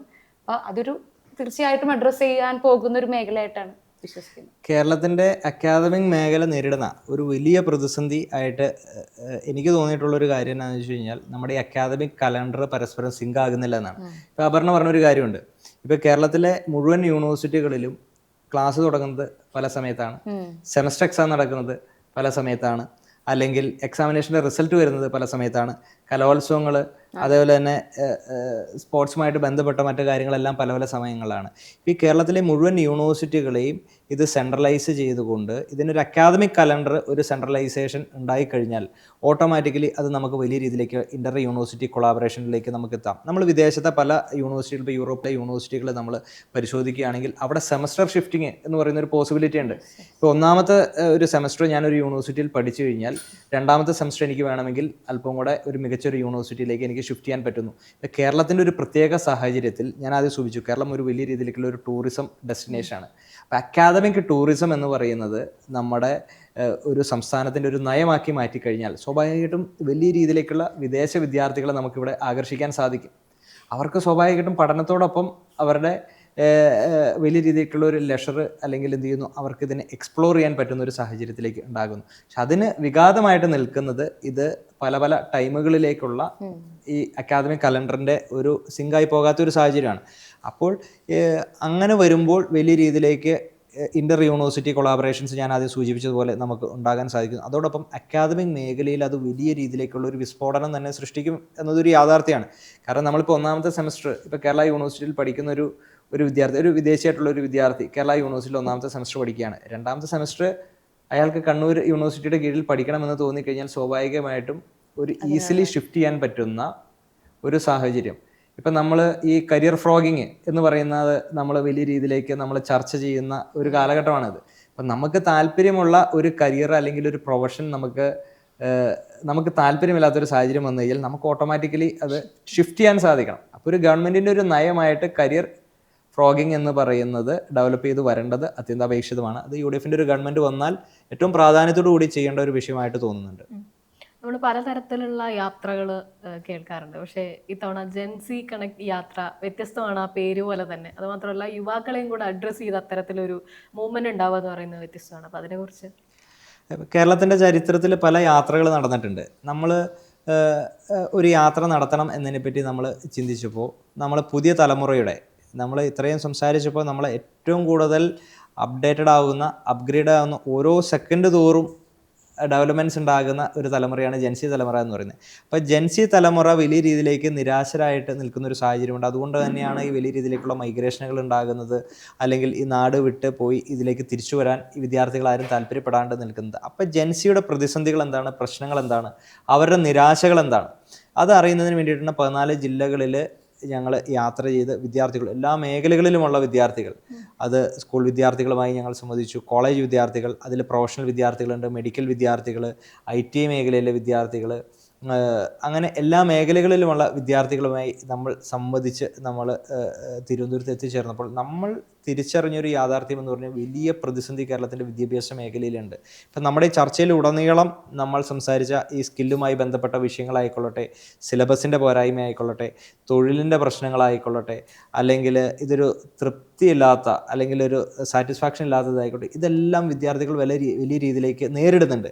അതിനെ അഡ്രസ്സ് ചെയ്യാൻ പൊതുസമൂഹമോ രാഷ്ട്രീയ നേതൃത്വം ആരും തയ്യാറാകുന്നില്ല. അതുകൊണ്ട് തന്നെയാണ് നമ്മൾക്ക് വലിയ രീതിയിലേക്കുള്ള അനുഭവം ഈ യാത്രയിലുടനീളം നമുക്കത് ലഭിച്ചിട്ടുണ്ട്. അതിനെല്ലാം നമ്മൾ ക്രോഡീകരിച്ചുകൊണ്ട് നമ്മളൊരു വിഷൻ ഡോക്യുമെൻ്റ് ഞങ്ങളിത് തയ്യാറാക്കുന്നുണ്ട്. 2026 UDF ഒരു ഗവൺമെൻറ് കേരളത്തിൽ അധികാരത്തിൽ കയറുമ്പോൾ വിദ്യാഭ്യാസ മേഖലയിൽ കൊണ്ടുവരേണ്ടുന്ന മാറ്റങ്ങൾ അത് പുതിയ തലമുറയെ കൂടി അഡ്രസ്സ് ചെയ്തുകൊണ്ട് മുന്നോട്ട് പോകാൻ പര്യാപ്തമായിട്ടുള്ള രീതിയിലേക്ക് ഈ യാത്ര ഞങ്ങൾക്ക് മാറി. ഞങ്ങൾക്ക് വലിയ രീതിയിലേക്ക് സംഘടനാ പ്രവർത്തനത്തിൽ ഒരു വലിയ അനുഭവമായിട്ട് ഈ യാത്ര മാറിയിട്ടുണ്ട്. ഇപ്പം അപർണ ആദ്യം സൂചിപ്പിച്ച ലോ യൂണിവേഴ്സിറ്റി പോലെ തന്നെ കേരളത്തിൽ ഒരു സ്കിൽ യൂണിവേഴ്സിറ്റിയുടെ ആവശ്യകതയുണ്ട്. ഈ സ്പെഷ്യലായിട്ടുള്ള സ്കില്ലുകൾ വിദ്യാർത്ഥികൾക്ക് ട്രെയിനിങ് കൊടുക്കുന്നതിന് വേണ്ടിയിട്ട്, അവരുടെ കരിയറിൻ്റെ ഭാഗമായിട്ട് കൊണ്ടുവരുന്നതിന് വേണ്ടിയിട്ട് നമുക്ക് യൂണിവേഴ്സിറ്റി തലത്തിൽ ഈ സിലബസുകൾ ഡെവലപ്പ് ചെയ്യുന്നതിന് നമുക്കൊരു റിസർച്ച് നിലവിൽ നടക്കുന്നില്ല.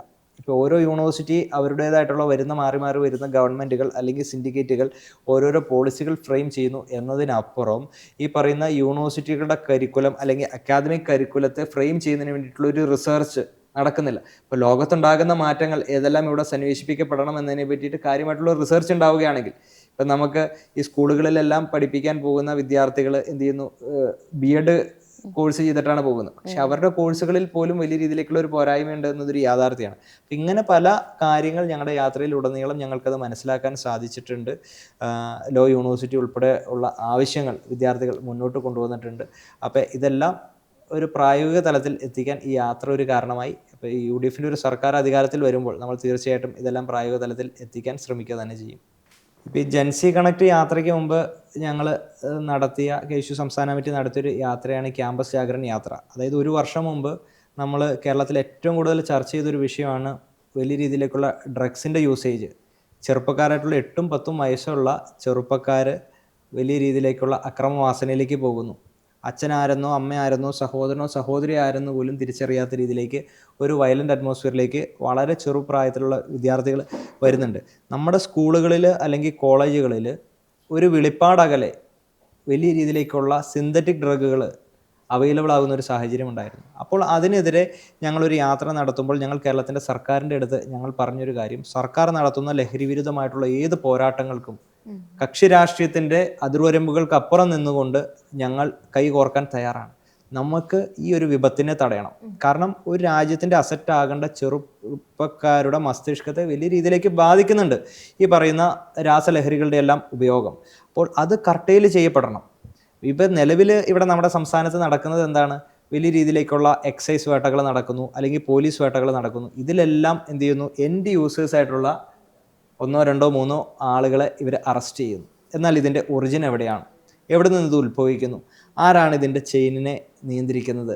ആരാണ് ഇതിൻ്റെ മണി മോട്ടീവായിട്ട് ഇത് വലിയ രീതിയിലേക്കുള്ള ഒരു പ്രൊഡക്ഷൻ രീതിയിലേക്ക് ഇതിനെ കൊണ്ടുപോകുന്നത്? അതിൻ്റെ ഒറിജിൻ നമുക്ക് കർട്ടയിൽ ചെയ്യപ്പെടാൻ സാധിക്കുന്നില്ല. അപ്പോൾ ഒരു സർക്കാരിനെ സംബന്ധിച്ചിടത്തോളം ആ നാട്ടിലെ ചെറുപ്പക്കാരുടെ നമ്മൾ ആദ്യം പറഞ്ഞ ഈ മാനസികാരോഗ്യവും അല്ലെങ്കിൽ അതേപോലെ തന്നെ ഈ ഡ്രഗ് യൂസേജ് ഉൾപ്പെടെയുള്ള വിഷയങ്ങളിൽ ഇടപെടലുകൾ നടത്തി അതിനെ സ്റ്റോപ്പ് ചെയ്യുന്നൊരു രീതിയിലേക്ക് പോകണം. കാരണം ഡ്രഗ് യൂസേജ് വലിയ തരത്തിലേക്ക് നമ്മുടെ മാനസികാരോഗ്യത്തെ ബാധിക്കുന്നുണ്ട്, ചെറുപ്പക്കാരുടെ കുടുംബാന്തരീക്ഷം നശിപ്പിക്കുന്നുണ്ട്. അതിനെല്ലാം ഗൗരവകരമായിട്ടുള്ളൊരു ഇടപെടലുകൾ സർക്കാരിൻ്റെ ഭാഗത്തുനിന്ന് ഉണ്ടാകണമെന്നൊരു ആശയം മുന്നോട്ട് വയ്ക്കുന്നുണ്ട്. ജെൻസി കണക്ട് യാത്രയിലൂടെ കണ്ടെത്തിയ കാര്യങ്ങളെല്ലാം വിജയകരമായി തന്നെ പൂർത്തിയാക്കാൻ സാധിക്കട്ടെ. അപ്പോൾ എല്ലാവർക്കും താങ്ക് യു സോ മച്ച്.